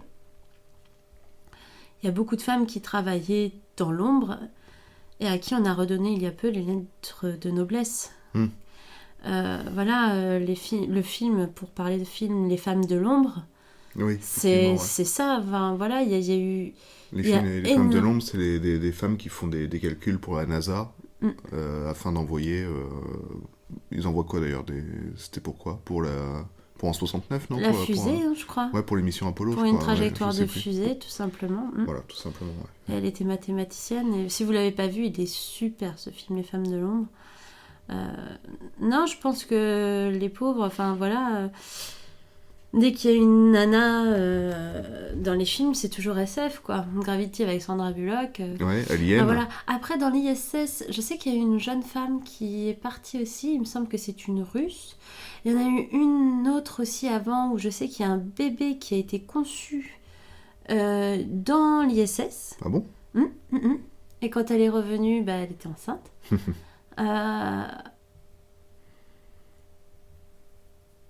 C'est pareil, ils prennent cher, les astronautes, quand ils reviennent. Ouais, ils sont Thomas plein de Pesquet, radiation, il expliquait, au-delà des radiations, ta colonne vertébrale qui se tasse avec ton atterrissage sur Terre, la pression dans l'atmosphère qui te réduit. Enfin, il y a des trucs de ouf. Ils ont beaucoup de mal à respirer, à marcher. Même après, ils peuvent plus marcher. Ils sont obligés d'être transportés parce qu'ils peuvent plus rien faire. C'est des légumes. Et pourtant, il veut y retourner. Enfin, il y retourne d'ailleurs, même, je crois. Mais quand t'es un passionné, t'es un passionné. Et puis on lui a appris à pas avoir mal, à être un dur. Ouais. Voilà, s'il est dur au mal, voilà, si ça lui convient, oui, enfin, c'est son choix d'y retourner. Donc et puis il fait des belles photos Insta, quoi. Et c'est pour son compte Insta qu'il y retourne, je suis sûr. Et ça fait des belles photos, c'est quand même fou. Ah, mais en plus, Thomas Pesquet, moi je trouve que ça fait partie vraiment des hommes où c'est super... qui est super agréable, quoi. T'as envie que ce soit ton pote, il a l'air d'être tellement gentil, tellement sain. Ah ouais, ça a l'air d'être un amour, ce pourtant, gars, il est d'être normand, je une crois. vraie crème. Comme quoi. Voilà, Comme quoi, ouais, c'est mais fou, hein. normand crème. Il y a aussi un petit truc aussi, voilà. La crème fraîche, là. Une bonne crème fraîche. T'emmènerais quoi dans l'espace, toi, si t'étais astronaute, et que t'avais une mission comme ça de, je sais pas, allez, on va dire 6 mois à l'ISS, sur l'ISS. Je sais pas si 6 mois, on peut rester 6 mois dans l'espace, ça fait un peu long, je crois. Mais enfin, quelques mois dans l'ISS, tu t'emmènerais quoi? Je sais pas, mon ordi portable, je pense. T'auras des ordis fournis, hein, t'inquiète pas. Ah oui, d'accord, donc Oui, autre chose qu'un ouais, ordi genre portable. un objet de cœur, quoi. À moins que ton ordi portable soit ton objet de cœur, donc tu ne puisses pas te séparer, bien entendu. Mais j'en doute, genre, Un je sais objet pas, de cœur. un Mais je suis pas livre, sûre. un DVD, Comme, tu sais, c'est la même question que sur une île déserte, quoi, en fait. Enfin là, non, c'est pas la même question quand même. Qu'est-ce que j'emmènerais? J'en sais rien. Peut-être un bijou. Un bijou particulier, je pense. Voilà. D'accord. Est-ce que tu te prendrais pas Tu vois, c'est comme... je crois que c'est Adopte un mec qui a fait ça, d'envoyer des lettres dans l'espace Oh, ça, c'est débile aussi. pour ensuite revenir en disant, regarde, je t'ai écrit un courrier qui vient Non, mais la de l'espace. pollution, mais c'est fou d'en avoir aussi rien à foutre. On n'a pas assez pollué la Terre, il faut maintenant qu'on pollue notre atmosphère. Mais je trouve ça dingue. Je te jure, notre orbite, on est en train de le défoncer. Les astronomes, ils pleurent parce qu'ils n'arrivent même plus à observer. T'imagines quand tu dois observer des planètes loin et tout, machin, et tout d'un coup, ton champ de vue est complètement obstrué parce qu'il y a un déchet spatial qui Bah, ça rôde. doit être horrible. Non, mais c'est innommable, quoi. Mais on n'est pas du tout alerté là-dessus, par contre, c'est ça le problème. On n'est pas du tout alerté là-dessus, parce que là, les gens, quand tu vois ce message là de Adopte un mec ou Tinder ou je sais pas quoi, qui dit lettres, c'est le côté politique qui prévaut. Et je pense qu'il y a très très peu de personnes qui se disent c'est de la connerie, tous les déchets, la pollution, blablabla. On fait pas attention à ça. Tout le monde Parce qu'il y a s'en- peu de personnes qui s'intéressent à l'astronomie aussi, faut être clair. Hmm. Non, mais c'est vrai, il y a peu de personnes qui s'intéressent. Je pense qu'il y a beaucoup de personnes qui sont comme toi, qui ont la peur quand ils regardent dans les étoiles et qui se disent mais... Ouais, Ouais. ça fait peur hein, de se dire qu'on n'est rien aussi. Hein. Faut l'affronter, hein, c'est pas facile. Eh, Hein. c'est pas facile, mais moi j'aime bien quand même. Hein. C'est pas rédhibitoire, tu vois. Ah oui, je trouve d'accord. ça, c'est quand même beau, quoi. Il y a un côté poésie qui est merveilleux. Mais ce qui me fait plus peur, c'est effectivement tout le côté scientifique. Où là, alors moi, c'est pas du tout mon truc, quoi. Je suis incapable de programmer un ordinateur pour faire une photo. Enfin, si je pourrais, mais ça me prendrait. Voilà, j'ai pas envie, quoi. C'est une perte de temps pour moi de ça. Et j'admire ceux qui y arrivent facilement et qui le font. C'est cool. Bravo. Ouais, Mais mais moi, le voilà, faire c'est ça, c'est mon facilement, frein. ouais. Enfin, oui, bah, moi aussi, hein, c'est mon frein. Hein. J'aurais adoré avoir un télescope, mais là... Et puis c'est un budget aussi, hein, mine de rien. C'est pas n'importe quelle passion. Hein. Oui, c'est un budget, mais voilà, t'observes des trucs qui sont si loin de toi. Enfin, il y a un moment donné, oui, bien sûr, il y a un budget, quoi. Mais après, c'est de moins en moins cher, quoi, avec par rapport à Mais de toute il y a façon, moins c'est 60 ans. cher, plus tu vas galérer avec ton logiciel, plus tu vas faire ce lit, enfin voilà, plus ça va être compliqué d'utilisation en fait. Ouais. Donc c'est à un moment donné. Mais de toute façon, même regarder, ne serait-ce que se poser la nuit, une nuit d'été assez chaude, regarder la Voie lactée, donc notre propre galaxie, regarder cette traînée, essayer de reconnaître les constellations, juste ça déjà, c'est super. C'est pas gentil d'insulter la Voie galactée de traîner comme ça. La Voie galactée. La Voie galactée, c'est comme c'est du chocolat blanche, quoi. Avec un... La Voie galac. Pourquoi tu trouves que j'ai insulté la Voie lactée? De traîner. Oh, pff. Ah ah. Ah, et c'est aussi une émission de l'humour. Tous les vendredis. À quelle heure? 14h45, c'est ça? Retrouvez l'humour d'un genre de podcast avec Faune et Ghislain. Youpi. Ouais, mais pardon, excuse-moi. tu Non, voulais vas-y, dire je t'en Non, prie. mais je voulais rebondir et dire, bah, c'est fou quand même d'observer tous ces objets. On dit quoi d'ailleurs? Objets célestes? Corps célestes? Objet céleste. Objets Objet célestes? stellaire. Objets intergalactiques? Objet céleste, objet stellaire. Objets. Non, pas stellaire. Non, c'est objet céleste, oui, c'est ça. Céleste. Ces objets célestes, ouais. Il y a quoi d'ailleurs comme objet céleste? On peut lister quoi? T'as les étoiles, t'as les planètes. Les nébuleuses. Les nébuleuses, c'est Nébuleuses, ce sont des gaz, des nuages de gaz. comme un P. Voilà, mais qui se voient. Ce sont des nuages de gaz. Il y a des nébuleuses qui sont merveilleuses. Il y a la nébuleuse de l'œil de Dieu. Il y a la nébuleuse... il y a la nébuleuse de la rosette. Il y a la nébuleuse de la tête de cheval. Il y a la nébuleuse du crabe. Il y a plein de nébuleuses. La Mais, plus facilement observable, c'est la nébuleuse du crabe. Je D'accord. crois. Mais La plus proche de nous. c'est des gaz qui sont issus de. D'étoiles qui ont explosé, donc de supernovas. Ah, d'accord. Une Voilà. supernova, c'est une étoile qui En fait, explose. c'est des vestiges d'une étoile qui est morte. D'accord. Ok. Mais il y a quoi d'autre C'est comme... beau, hein. Ouais, c'est très joli, ouais. Oui. Enfin, c'est un peu déprimant aussi quand même, mais. Bah, tout le monde meurt, mais... Tout le monde meurt, tout le monde meurt. Mais oui, tout a un début et une fin, c'est comme ça.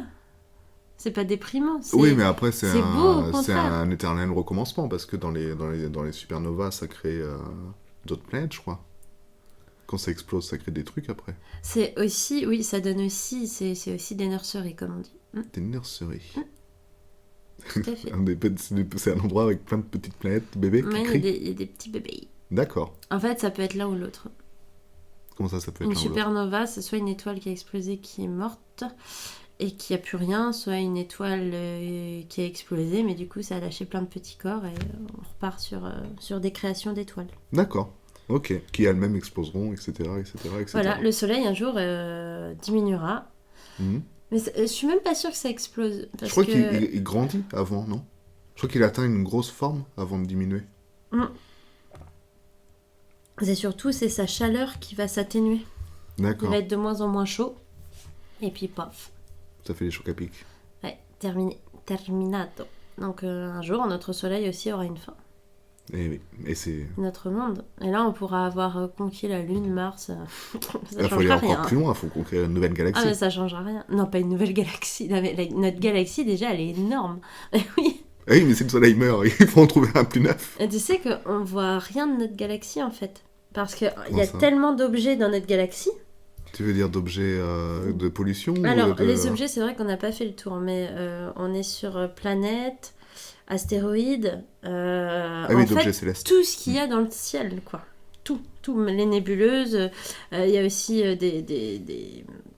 y a les piliers de Dieu aussi, qui sont 2 grosses colonnes de gaz qui sont très connues dans le monde de l'astronomie. C'est ni des nébuleuses, ni... Parce qu'une nébuleuse, c'est vraiment quand ça a éclaté. Là, c'est vraiment 2 colonnes de gaz. C'est un objet céleste, quoi. Et voilà, enfin, il y a plein de choses, mais surtout, y compris aussi la poussière. Parce qu'en fait, dans l'univers, il y a plein de poussière. Ah bon? Oui. S'il n'y a pas de femme de ménage? Il n'y a pas de femme géante de ménage. Ce serait drôle. Si DSK était géant, peut-être que... Ouh. Oh. Eh mais d'ailleurs, Polanski. on l'a pas parlé. Non, ben voilà, Voilà, c'est fait. c'est bon. Non, mais du coup, en gros, donc tu vois la Voie lactée, comment elle est faite, notre galaxie, comment elle est faite. On estime qu'elle est faite sur le même modèle qu'Andromède, qui est une galaxie qui est voisine, en spirale, avec Oui. des branches, Oui, je voilà. vois. Oui. Et en fait, nous, dès qu'on pose notre regard, les astronomes, vers l'intérieur de la galaxie, de notre propre galaxie, il y a tellement d'objets qu'on ne voit rien. Tu vois, quand l'été, on voit le bras de la galaxie qui fait une traînée, qu'on appelle la Voie lactée, ouais. voilà. Et ben, en fait, c'est comme si un astronome, il peut pas voir à travers tous ces grains de poussière, cette fameuse traînée, cette fameuse Voie lactée, il peut rien voir. Et la Voie lactée, c'est de la poussière. Avec plein de corps célestes, D'accord. enfin, avec plein d'objets célestes derrière. C'est comme si, en fait, quand tu regardes à travers un télescope pour voir ce qui se passe à l'intérieur de la Voie lactée, c'est comme si on te mettait une feuille de papier. Tu vois, elle n'est pas épaisse. C'est rien. Mais par contre, tu vois rien à travers. Ok. En fait, c'est ça, et c'est cette poussière-là qui empêche de voir. Donc en fait, à l'intérieur de notre propre galaxie, on voit pas grand-chose. Et c'est pour ça qu'on regarde ailleurs. Toujours. C'est pour ça qu'on va être plus sur Andromède, à regarder sur les autres constellations ou des choses que l'on peut voir, mais en dehors de notre propre galaxie, parce que c'est très compliqué. D'accord. Et c'est pour ça qu'on suppose que notre galaxie a la forme de celle d'Andromède. Et Andromède et notre galaxie, qui sont normalement 2 galaxies à spire, vont finir un jour par se rencontrer et n'en former qu'une. D'accord. Mais du coup, on sait qu'on est en spirale parce que Andromède, quoi. On sait qu'on est en spirale parce qu'on arrive à voir qu'on a un bras qui part et qui est proche du bras d'Andromède. D'accord. Parce qu'on a vu d'autres galaxies. Tu vois, il y a la galaxie du cigare qui est complètement différente et qui est très aplanie. On a des galaxies aussi qui sont tout simplement des boules d'explosion. C'est comme si c'était un peu des nébuleuses, mais ce sont des galaxies aussi. D'accord. Donc il y a plein de formes de galaxies différentes. Il y a plein de... Mais ça veut dire qu'on n'a pas réussi à faire un selfie de notre galaxie, quoi. On n'a jamais rien réussi à envoyer d'aussi loin pour prendre une photo de ce à quoi on ressemble. Non, parce qu'il faudrait faire partir... mais tu te rends pas compte. Non. Il faudrait faire sortir du système solaire, qui est déjà au milieu d'un bras extérieur de notre galaxie. Mhm. Et il faudrait faire sortir l'objet qu'on envoie, nous, de la galaxie. Sauf qu'après, une fois que c'est sorti de la galaxie, donc à des années, peut-être des milliards d'années-lumière de nous, comment on communique pour avoir les photos? Ok, j'ai compris. Oui, effectivement. Ouais, Physiquement, c'est infaisable. Avec la 5G, peut-être. Oui, bien sûr. Peut-être. Ça peut servir. T'as un truc avec la 5G, toi, en ce moment? Bon, c'est les débats. On n'en parle plus Bah d'ailleurs. non, c'est ce que j'allais dire. Toi, Ouais. ça fait un moment que... Oui, mais j'écoute plus trop l'actualité. Je me suis arrêté. Je suis arrêté à cause de tous les complotistes un petit peu. Du coup, je suis resté sur la 5G, quoi. Voilà. Ah non, mais c'est dépassé maintenant, ce débat. Mais non, Ryan Reynolds, il a dit qu'il l'avait en faisant son vaccin. Ah bon? Ouais. Donc si Ryan Reynolds parle encore de la 5G, c'est que c'est d'actualité. Voilà. Ok. Parmi les objets célestes, les corps célestes, les objets célestes, c'est Oui. ça? Il y a le trou noir aussi. Je trouve que c'est un objet qui, Ah. qui fascine beaucoup les gens. Enfin, j'ai l'impression. On voit, il y a beaucoup de films sur les trous noirs. On sait pas ce que c'est. On sait pas ce qu'il y a dedans. Quand on va dedans, ça nous téléporte vers un autre monde ou ailleurs dans l'espace. Blablabla, on sait pas. Bah, c'est fascinant, ouais. Ouais. Mais qu'est-ce que c'est en vrai? C'est pareil, on sait pas en fait. Un trou noir, ah si, globalement, on sait bien. Un trou noir, c'est comme son nom l'indique, un trou. C'est un objet céleste qui a une gravité extrêmement forte en son centre, tellement qu'en fait, il aspire tout ce qui l'entoure. Et sa densité est tellement importante que si, par exemple, toi, tu te retrouverais au bord d'un trou noir, et que tu voudrais t'accrocher, bah déjà, tu pourrais pas t'accrocher parce que sa gravité est tellement forte que tu partirais. Et en fait, plus tu te rapproches du centre du trou noir, plus tu rapetisses et ta densité s'écrase. Et donc, plus tu arrives au milieu, c'est comme si un trou noir, imaginons que ce soit une balle de golf, tu vois. Mhm. Et ben, cette balle de golf est tellement dense qu'elle pèserait le poids de la Terre. D'accord. Je vois que c'est compliqué à... C'est des trucs de science. Mais Il y a non, non, mais... mais c'est mon cerveau, il fait des blocages quand ça devient des trucs comme ça. Tiens. mais là, c'est très simple. Mais c'est une balle de golf, oui, qui fait le poids de la Terre. Voilà. Donc, forcément, quand tu arrives au milieu, ben, tu t'es juste écrasé. Et... Ah oui, on partout, part du principe que ça détruit tout parce que la densité est tellement forte et tellement impressionnante en son centre que voilà. Mais la vérité, c'est qu'on ne sait pas et qu'on ne pourra jamais savoir. Et j'avais lu que ça a toujours la même masse, un trou noir. Quand il y a quelque chose qui rentre dedans, il y a forcément quelque chose qui en ressort. Pas du tout. Qui dit ça? Approximation pour avoir vu. Je sais pas, je crois que j'avais vu Tu ça. peux pas ressortir d'un trou noir en fait. Non, mais il y a des choses Rien qui ne peut ressortent sortir justement. du trou noir. Même la lumière ne sort pas d'un trou noir. D'accord. Ah oui, c'est Ah oui, embêtant. non mais ça aspire vraiment tout. Un trou noir, c'est vraiment un gouffre. C'est pour ça que ça fascine. C'est parce que c'est vraiment Et on sait l'image pas même de... où ça va, on sait pas comment ça a été créé, un trou noir. Ce qui est sûr, c'est que beaucoup de probabilités mènent au fait que tu te désintègres avant même de toucher le centre du trou noir. Oui, moi c'est plutôt logique. Voilà. D'accord. Mais non, rien ne sort d'un trou noir. C'est pour ça que c'est aussi fascinant. Mais on sait pas d'où ça vient. Mais quelle question? Mais c'est étrange, comment ça, d'où ça vient? Bah, comment ça a été créé? Genre, on Bah, je sait sais pas, une notre supernova, planète- c'est une explosion, blablabla. Notre planète, comment elle a été créée? Ouais, mais c'est pas dû à une réaction de quelque chose, d'une étoile qui fait quelque chose, qui problème- meurt sur elle-même, tu vois, un truc comme ça, qui s'écroule sur elle-même et ça fait... Je comprends ta question. Le problème des trous noirs, c'est qu'en fait, déjà, c'est quelque chose qui est difficilement observable parce que c'est noir. Je sais pas si t'as Ah, remarqué, mais dans l'univers, Oui, il y a un d'ailleurs, peu tout qui est noir. pourquoi c'est noir dans l'univers? Ça, c'est une question qui est bien aussi. Bah, fini avec le trou noir, on viendra Mais sur comment le veux-tu trou que je sache noir. pourquoi Je c'est sais pas, noir mais je dans sais la- pas, je sais Mais pas. tu sais, il y a plein T'as de l'air questions bien, qui restent en suspens. Hein. Ouais. Il y en a plein. Il y a une matière qui fait partie de l'univers, qui est appelée la matière noire, qui serait soi-disant celle qui est la plus présente. Mais ça reste des théories, on ne sait pas, il y a plein de choses qui nous échappent. La matière noire, c'est de l'antimatière ou pas? Non, ça c'est encore Ça a autre rien à chose, voir. l'antimatière. Dans un univers, dans un des multivers imaginés, tu as peut-être toi qui est constitué d'antimatière. D'accord, il faut Et pas si qu'on un se touche. jour, si un jour tu rencontres ton anti-toi, si tu te touches, si vous vous touchez, vous vous désintégrez automatiquement. Eh oui. Ça me fait penser à la fin de Southland Tales. Film dont je vais peut-être parler un jour sur ma chaîne. Voilà. Très bien. Ouais, du coup, trou noir, objet mystérieux, objet envoûtant, objet fascinant, mais objet quand même. Mais c'est des objets qui sont très difficiles à étudier. Ah, en mais si on fait. peut pas les voir, ok. Parce que c'est très compliqué de les voir et en fait on les devine. Et c'est pour ça que quand on a réussi à prendre la photo de Sagittarius A il y a pas si longtemps, bah c'était fou. C'était une avancée de dingue. Et tous, tous les astronomes, physiciens, astronautes étaient fous. Mais c'est C'était- c'est loin de nous ou pas? C'est où?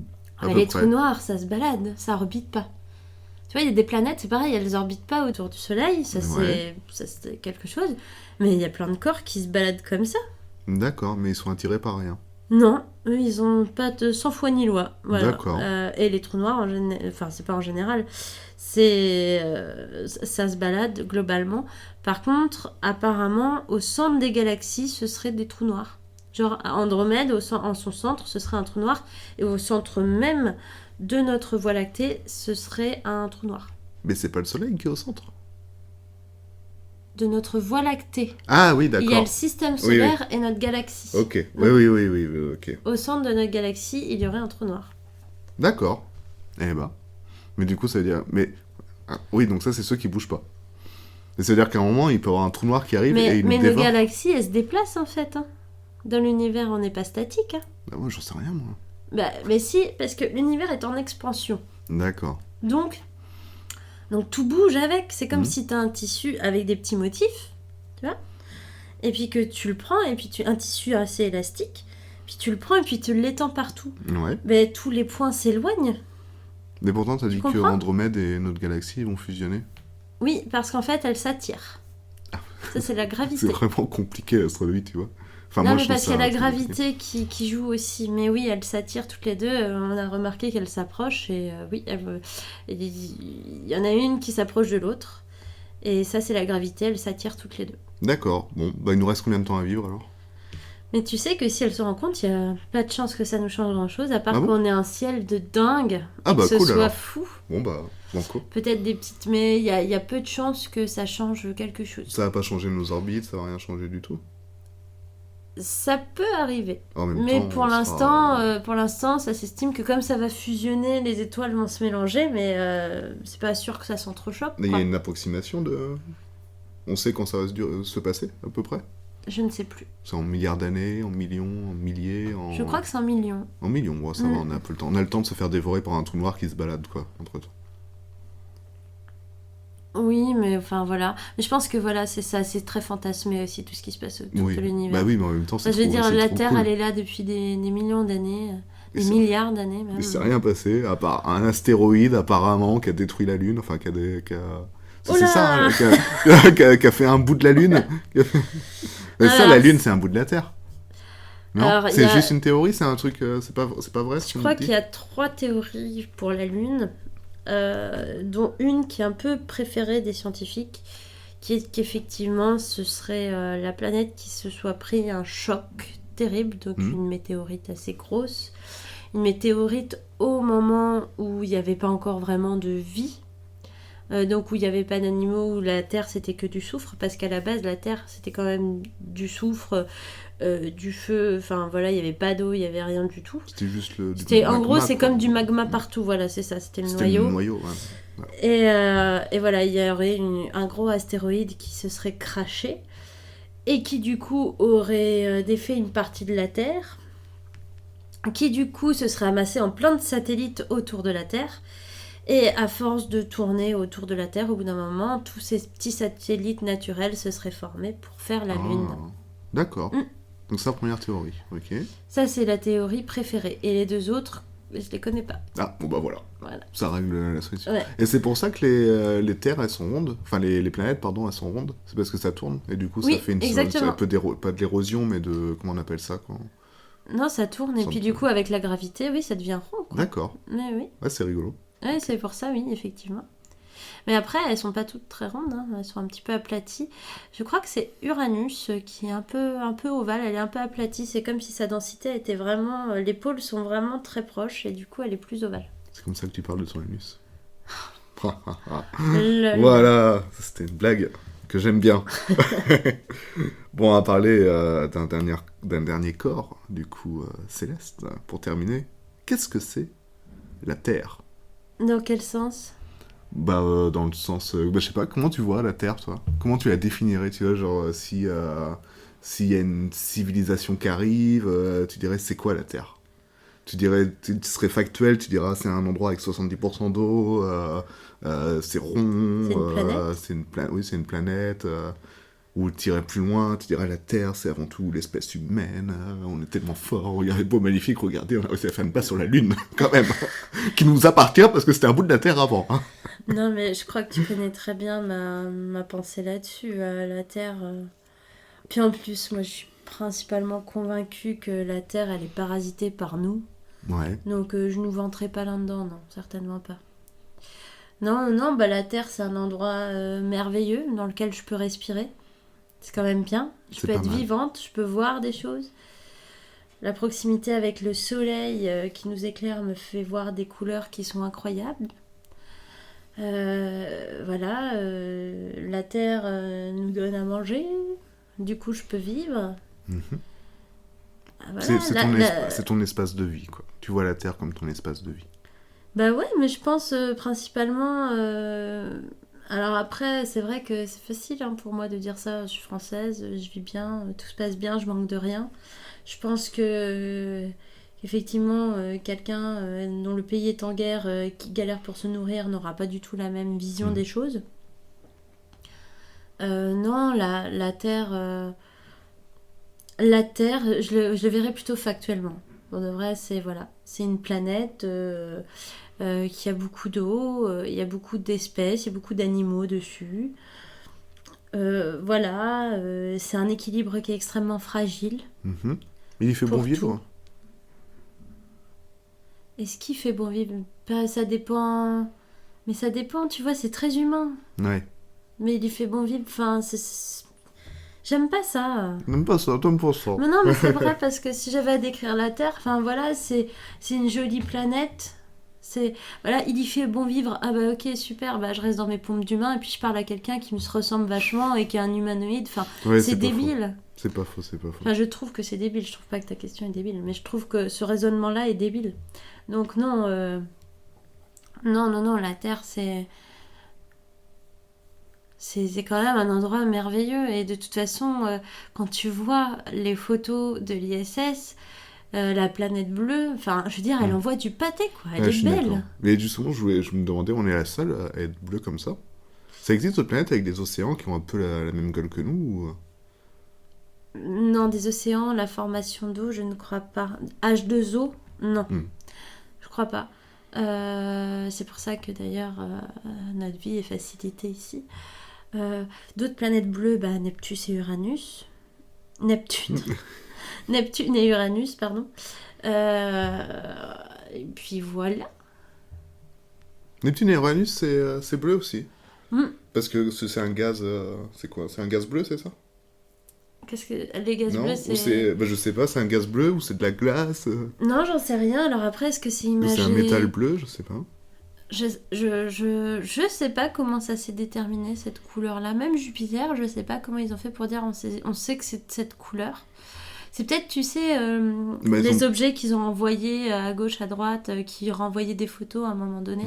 Ou on a peut-être reçu des météorites aussi. Enfin, c'est peut-être un peu loin. Mais pour savoir que ça vient de là, c'est peut-être un peu chaud. Ouais, c'est peut-être un peu compliqué. Autant Mars, on reçoit, autant des météorites de Jupiter. Je sais pas. Pourtant, on doit en recevoir pas mal vu la taille du machin. Et Mais je crois que c'est une planète de gaz, Jupiter. Ah bah oui, c'est vrai, Vraiment, oui, bah, il c'est me un peu plus semble dur d'envoyer que des météorites. Ouais. c'est une planète de gaz. Mais la grande gazeuse, je crois que t'as raison, c'est ça. Je crois vraiment que c'est ça. Et il me semble que Saturne aussi. Tu veux vérifier avant qu'on conclue? Bah, vas-y, moi je te suis, c'est toi qui dis. Ok. Bon, quoi qu'il en soit, on est dans un univers qui est plutôt cool, on a de la chance d'être là. C'est quand même merveilleux, comme tu l'as dit, d'être sur Terre. Encore plus quand on est français, Oui. visiblement. Je me permets, Oui. Jupiter est une planète géante gazeuse, majoritairement composée de gaz à 95%, notamment d'hélium et d'hydrogène, qui sont des gaz légers. Elle est pourtant plus massive que toutes les planètes du système solaire réunies. Badass. Ça veut dire que quand on va coloniser Jupiter, on parlera avec une voix de merde. Oh oui, on est sur Jupiter. Bah, t'imagines, il n'y aura pas de truc solide sur lequel t'installer. Faudrait qu'on Bah, ait invité des trucs Il y a volants. 5%. Oui, mais c'est le noyau, attention. Ah, mais tu sais que en parlant de trucs volants, j'avais vu... c'est que le noyau qui est solide. Bah oui, c'est logique. C'est logique. Alors, en parlant de trucs volants comme ça, j'avais vu que le plus simple pour nous... Alors, c'est une étude, je sais pas, j'ai aucune référence, j'ai aucune source. J'ai peut-être entendu ça sur France Inter, c'est pas impossible.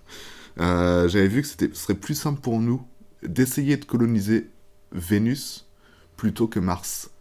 Et justement, de se mettre en hauteur. Vraiment en hauteur, pour pas être dans les gaz, là, à la con. Et être en hauteur et pouvoir profiter de la chaleur et d'être bien. Voilà. Ah bah ça, pour profiter de la chaleur, on va en profiter. Ouais. Ouais, c'est clair. Mais voilà, mais c'est ce que j'ai entendu de la part de je ne sais pas qui sur je ne sais où. D'accord. Voilà, je Bon. voulais vous tenir informé que on va coloniser Vénus. Donc achetez vos actes de Mais propriété je crois que le plus Vénus, vite il y a un possible. problème d'atmosphère. Ah oui, mais ça sur Mars aussi, enfin... Non, mais il n'y a pas du tout... Mars a cette couche de protection. Ah ouais. Je crois que Vénus ne l'a pas. Ah, bon bah... Donc c'est un peu compliqué quand même. D'accord, bon. Bon bah d'accord, bon, en tout cas, c'était un genre de podcast avec Faune, et on va peut-être finir sur des recommandations sur le thème de l'astronomie, de l'espace, de tout cette grande chose toute noire qui nous enveloppe de son manteau quand la nuit tombe. Aussi appelé univers. Oui. N'est-ce pas ?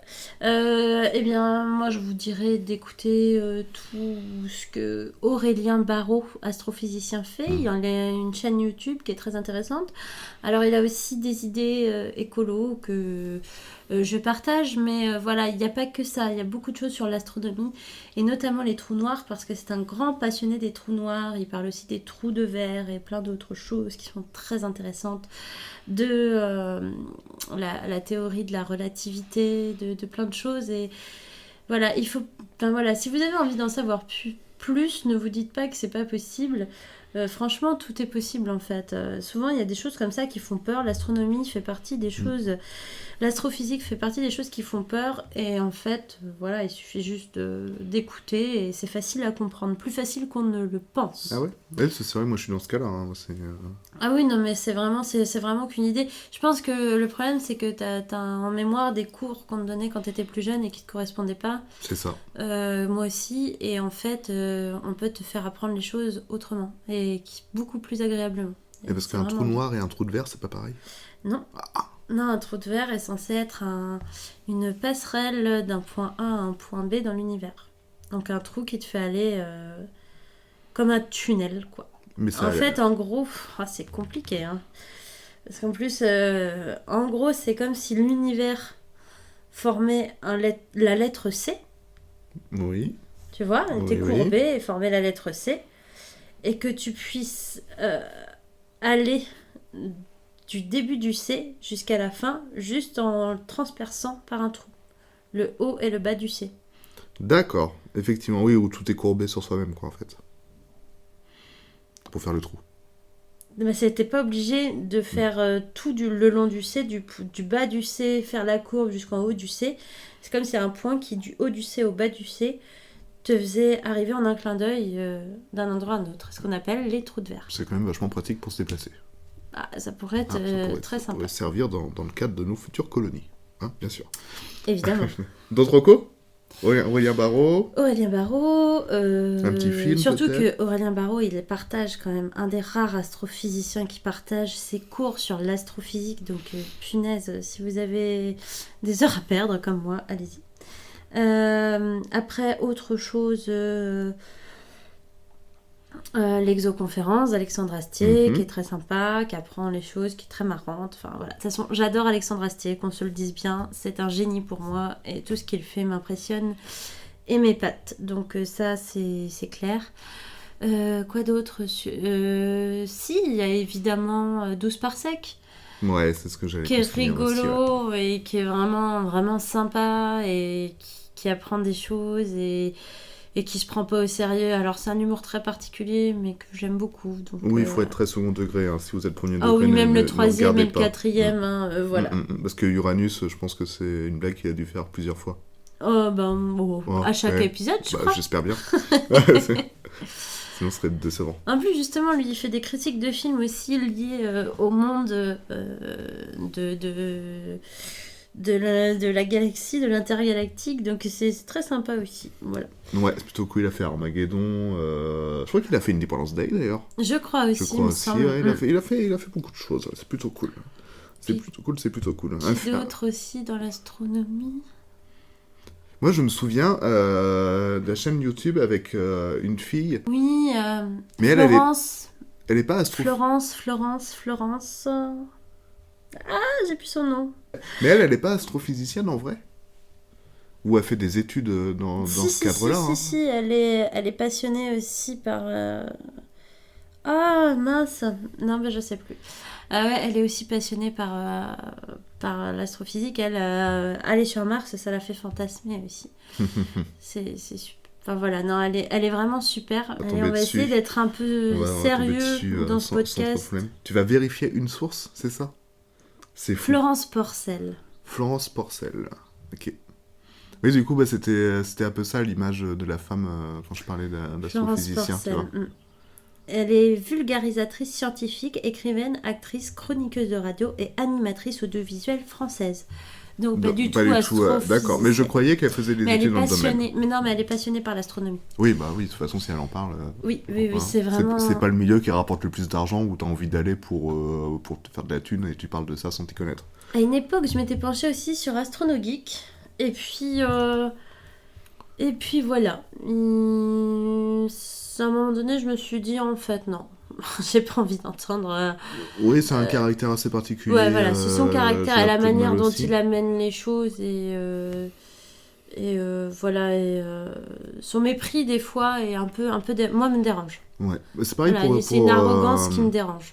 Tu as cité Y Penser, pareil aussi. Hein. Il parle beaucoup d'astronomie. Il n'y a pas que de ça, mais il en parle beaucoup. Y Penser, on trouve très intéressant, mais un peu trop technique pour moi en fait. Le problème, c'est qu'il arrive à me perdre totalement. C'est-à-dire que là, il s'adresse quand même Bruce d'Y Penser, il s'adresse à un public aguerri, quoi. Tu sens bien que quand t'as pas fait d'études de physique ou quoi, t'es complètement paumé, quoi. D'accord. Ok. Un petit film, peut-être, pour terminer? Ou un livre, même, tiens? Un petit film... y a un film qui est super, ça serait Apollo 13. Bah oui. C'est le meilleur, hein, celui que les scientifiques trouvent où il y a le moins d'incohérences. Donc, le plus proche d'une certaine réalité, on va dire. Voilà, avec Tom Hanks, Kevin Bacon. Voilà. Tout à fait. Super cool. Il y a eu un autre film qui s'appelle First Man, qui est sur la mission Apollo 11, je crois. Apollo 11, c'est quand ils vont sur la Lune. L'Apollo qui va sur la Lune. L'Apollon qui va sur la Lune. Moi, j'ai vu la petite voiture, la petite Polo qui va sur la Lune. C'est trop mignon, effectivement. Non, c'est du coup Neil Armstrong, c'est les premiers pas de Neil Armstrong sur la Lune. Donc, ça raconte du coup son entraînement. Tout ça. Je l'ai pas vu, ça peut être intéressant. C'est Damien Chazelle à la réalisation, donc celui qui a fait La La Land, et c'est évidemment Ryan Gosling en tant qu'acteur. Ils ont dû se dire que c'est ce qui ressemblait plus à Neil Armstrong, évidemment. C'était pas du tout pour l'argent. Non, pas du tout. Pour dire. À la limite, il serait proche de Thomas Pesquet un peu. Je vois pas à quoi il ressemble, Thomas Pesquet, en fait. Je crois que je l'ai jamais vu, ce mec. Mais je sais pas comment t'as fait, parce que pourtant, t'as pas pu passer à côté. Bah ouais, mais j'ai vu des photos de lui, des photos qu'il a faites lui. Parce qu'il avait fait un livre, il a fait un super livre de photos. C'est sûr, c'est juste que tu te rappelles pas. Oui, il y a de grandes chances, j'ai dû le voir 2-3 fois, mais sans plus. Ouais. Oui, c'est sûr et certain. Non, Apollo 13, ouais. Bah ouais, moi c'est à peu près les mêmes recos. Il y a aussi un film alors qui se passe pas du tout, mais que j'aime beaucoup. C'est The Man Walking on the Moon. Oui, effectivement. Voilà. Allez le voir, il est trop bien. Trop bien. Oui, c'est le film qui va du principe que la théorie du complot selon laquelle Kubrick a filmé l'alunissage est vraie, c'est ça? Et que c'est un bordel. Alors, c'est plus complexe que ça, mais oui, en gros, ce serait une double arnaque. Ce serait une double arnaque où c'est pas Kubrick, mais c'est quelqu'un qui s'est fait passer pour Kubrick qu'aurait fait ce truc-là. Et voilà, et c'est cette histoire, c'est complètement loufoque et c'est hyper bien fait. Et voilà, non, c'est vraiment trop génial, ça se passe dans les années 70. Il y a de la drogue, il y a des jolies filles, il y a un militaire complètement fou par la guerre du Vietnam qui a complètement brillé. C'est les années 70, quoi. C'est assez merveilleux et les acteurs sont très très bons et voilà, film que je recommande chaudement. D'ailleurs, avec cette théorie de Kubrick sur la Lune, tu connais l'origine de ce truc-là? Je crois que c'est un mec qui avait fait un documentaire. Pour Arte, c'est un pour- Français. Ah, c'est un Français. D'accord. Oui, où il disait plein de conneries du genre. Et il n'y avait pas que sur Kubrick, il y avait plein d'autres trucs. Mais pour montrer la manipulation par Alors l'image. non, c'était principalement par rapport au premier pas sur la Lune. D'accord. Il n'y a pas d'autre chose. Ah, je confonds. Mais alors. par contre, c'était un documentaire sur la désinformation Mhm. que Arte, elle lui avait demandé. Et en fait, pendant la première petite demi-heure, le documentaire te fait croire plein de choses avec Kubrick et tout. Et l'heure d'après, il t'explique pourquoi tout ça est aberrant et que voilà, que tout ça c'est de la désinformation. Sauf qu'il y a beaucoup de gens qui se sont attachés qu'à la première demi-heure, qui n'ont pas voulu voir la suite et qui se sont dit ok, c'est Kubrick. Et le gars, j'avais vu une conférence de ce mec-là. Il y avait vraiment un peu fort, les cheveux longs, très babos, qui était là en train de parler à tout le monde. Et il était mort de rire à dire mais nous, on voulait faire exactement l'inverse de ce qui s'est passé. Mais c'est fou. On faisait un documentaire sur la désinformation pour dire attention, voilà, des fois on vous dit des bêtises, quoi, voilà. Et en fait, ça a fait l'effet Ça a trop bien inverse. marché, Et c'est comme ça que la rumeur sur Kubrick, elle est arrivée. Ok. Et donc lui, il avait un côté, il se marrait parce que c'était fou, et puis de l'autre côté, il était un peu fier parce que ça a fait le tour du monde, cette Bah histoire. ouais, finalement, il a fait un documentaire, quoi. Comment on appelle ça? Exactement, un documentaire. Mais c'est hallucinant. Je sais plus son nom à ce gars, mais tu le vois en conférence devant plein d'élèves, il dit mais ce qui s'est passé, c'est fou. On faisait exactement le contraire de comment ça a été pris, quoi. D'accord. Ce qui prouve qu'il faut toujours vérifier ses sources, surtout si vous nous écoutez, vu qu'on est très approximatif. On le rappelle, encore une fois. Oui, c'est Ça ça, peut et puis pas faire de d'aller au bout d'une œuvre. Parce oui, que là, en- ça veut dire qu'il y a beaucoup de gens qui se sont arrêtés aux 20 premières minutes, puis ça leur a suffi, et puis, enfin voilà, comme beaucoup de gens lisent que les titres Ouais, c'est des ça ce articles. que j'allais dire, on fait souvent ça. Souvent, la presse, elle va te dire regardez, il a dit ça, il nous montre 20 secondes d'extrait, tu dis oh mon dieu, il a dit ça, sauf que c'est pris dans une heure de conversation et que l'extrait, il a rien à voir, quoi. Oui, c'est ça. Voilà, il faut toujours remettre dans le contexte les choses. Sauf si, bien sûr, vous avez envie de manipuler des gens. Oui, Ah, alors parce là, que oui, après, hein, oui. ça s'apprend. Ça, Voilà. ça, y a pas de problème. En reco, moi, j'ai noté le site astroshop.de, comme Deutschland, qui est un super site d'achat où on peut acheter plein de trucs d'astronomie, que ce soit de l'équipement, que ce soit des cartes, que ce soit des globes. T'es sûr que ce site est que bon? ce soit... Ouais, ce site est super bon parce que j'ai commandé chez eux aussi, parce que justement ils ont la particularité aussi de vendre des bouts de météorites. Donc on peut acheter des bouts de Mars. Donc oui, je sais que tu n'aimes pas trop qu'on colonise les planètes, mais on peut quand même acheter des bouts de météorites qui sont déjà tombés sur Terre, c'est pas pareil. Oui, voilà, c'est ce que j'allais dire. Faut quand même préciser, Voilà. ce ne sont pas des gens qui sont allés sur Mars, qui ont prélevé Mars et qui les ont vendus ici. C'est des météorites Voilà, de Mars qui sont se tombés. sont crachés chez nous. On peut acheter des... Dans le désert du Sahara, même. me plusieurs, il y a semble-t-il. plusieurs points de chute. Après, voilà, on peut acheter des bouts de la Lune aussi qui sont tombés, de la poussière de Lune, de la poussière de Mars, etc., etc. On peut acheter plein de trucs. Pour les collectionneurs, je pense que c'est pas mal. Voilà. Ok. Donc c'est plutôt cool quoi d'avoir un bout de Mars chez Un soi, c'est site sympa. fiable, c'est toujours agréable. Ouais, franchement, livré très très rapidement. Sans encombre. Sans encombre. Le livreur était sympa. Bah ouais, attends, c'était les mecs de... comment elle s'appelle cette boîte de livraison qui est super bien là. Ah, SpaceX. Non, eux ils passent toujours par l'espace, ils sont chiants, c'est long. Ça prend beaucoup de temps, ils doivent faire une orbite et tout pour retomber bien dans ton jardin.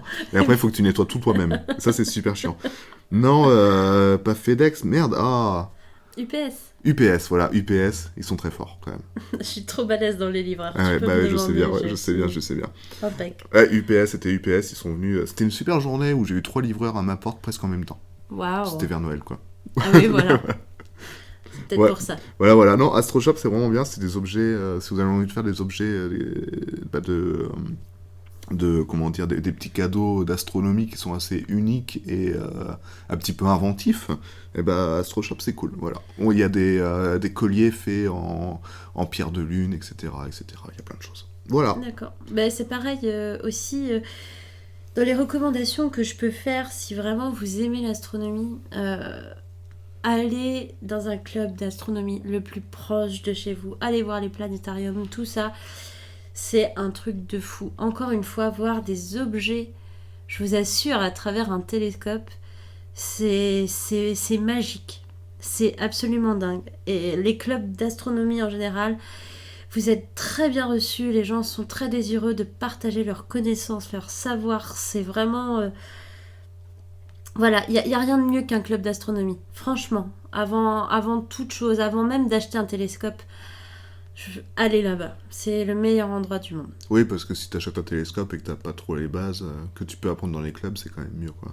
Voilà, et puis eux, ils seront toujours désireux de t'aider, de partager, de t'expliquer des choses. Enfin, franchement, ça se fait de plus en plus aussi. Bah, alors là, avec la situation sanitaire, c'est compliqué, mais l'été, il y a de plus en plus de gens qui mettent des télescopes, qui surveillent un télescope, mais qui invitent des passants à regarder à travers. Genre un libre-service, quoi, un petit peu. Ouais, enfin, plus ou moins quand même. Bien sûr. Mais c'est vraiment fabuleux. Voilà, moi, si j'ai un truc à vous dire, c'est si vous avez l'occasion, même la Lune à la jumelle, vous allez voir, c'est incroyable. Tu penses qu'il y a un éveil à faire autour de ça ? C'est vrai que ça pourrait être un truc qu'on pourrait faire à l'école, par exemple, tu vois. Faire des cours d'astronomie. Je pense qu'il y a tellement de choses qu'on devrait apprendre à l'école. Oui. On devrait apprendre l'art aussi à l'école. Bon, on apprend un petit peu. Non, mais vraiment, vraiment, l'art, pas tu dessines et je te donne une bonne note si tu dessines bien, ça c'est débile. Écoute, apprendre l'histoire moi de j'ai l'art. appris la flûte en plastique à l'école et ça m'a beaucoup servi.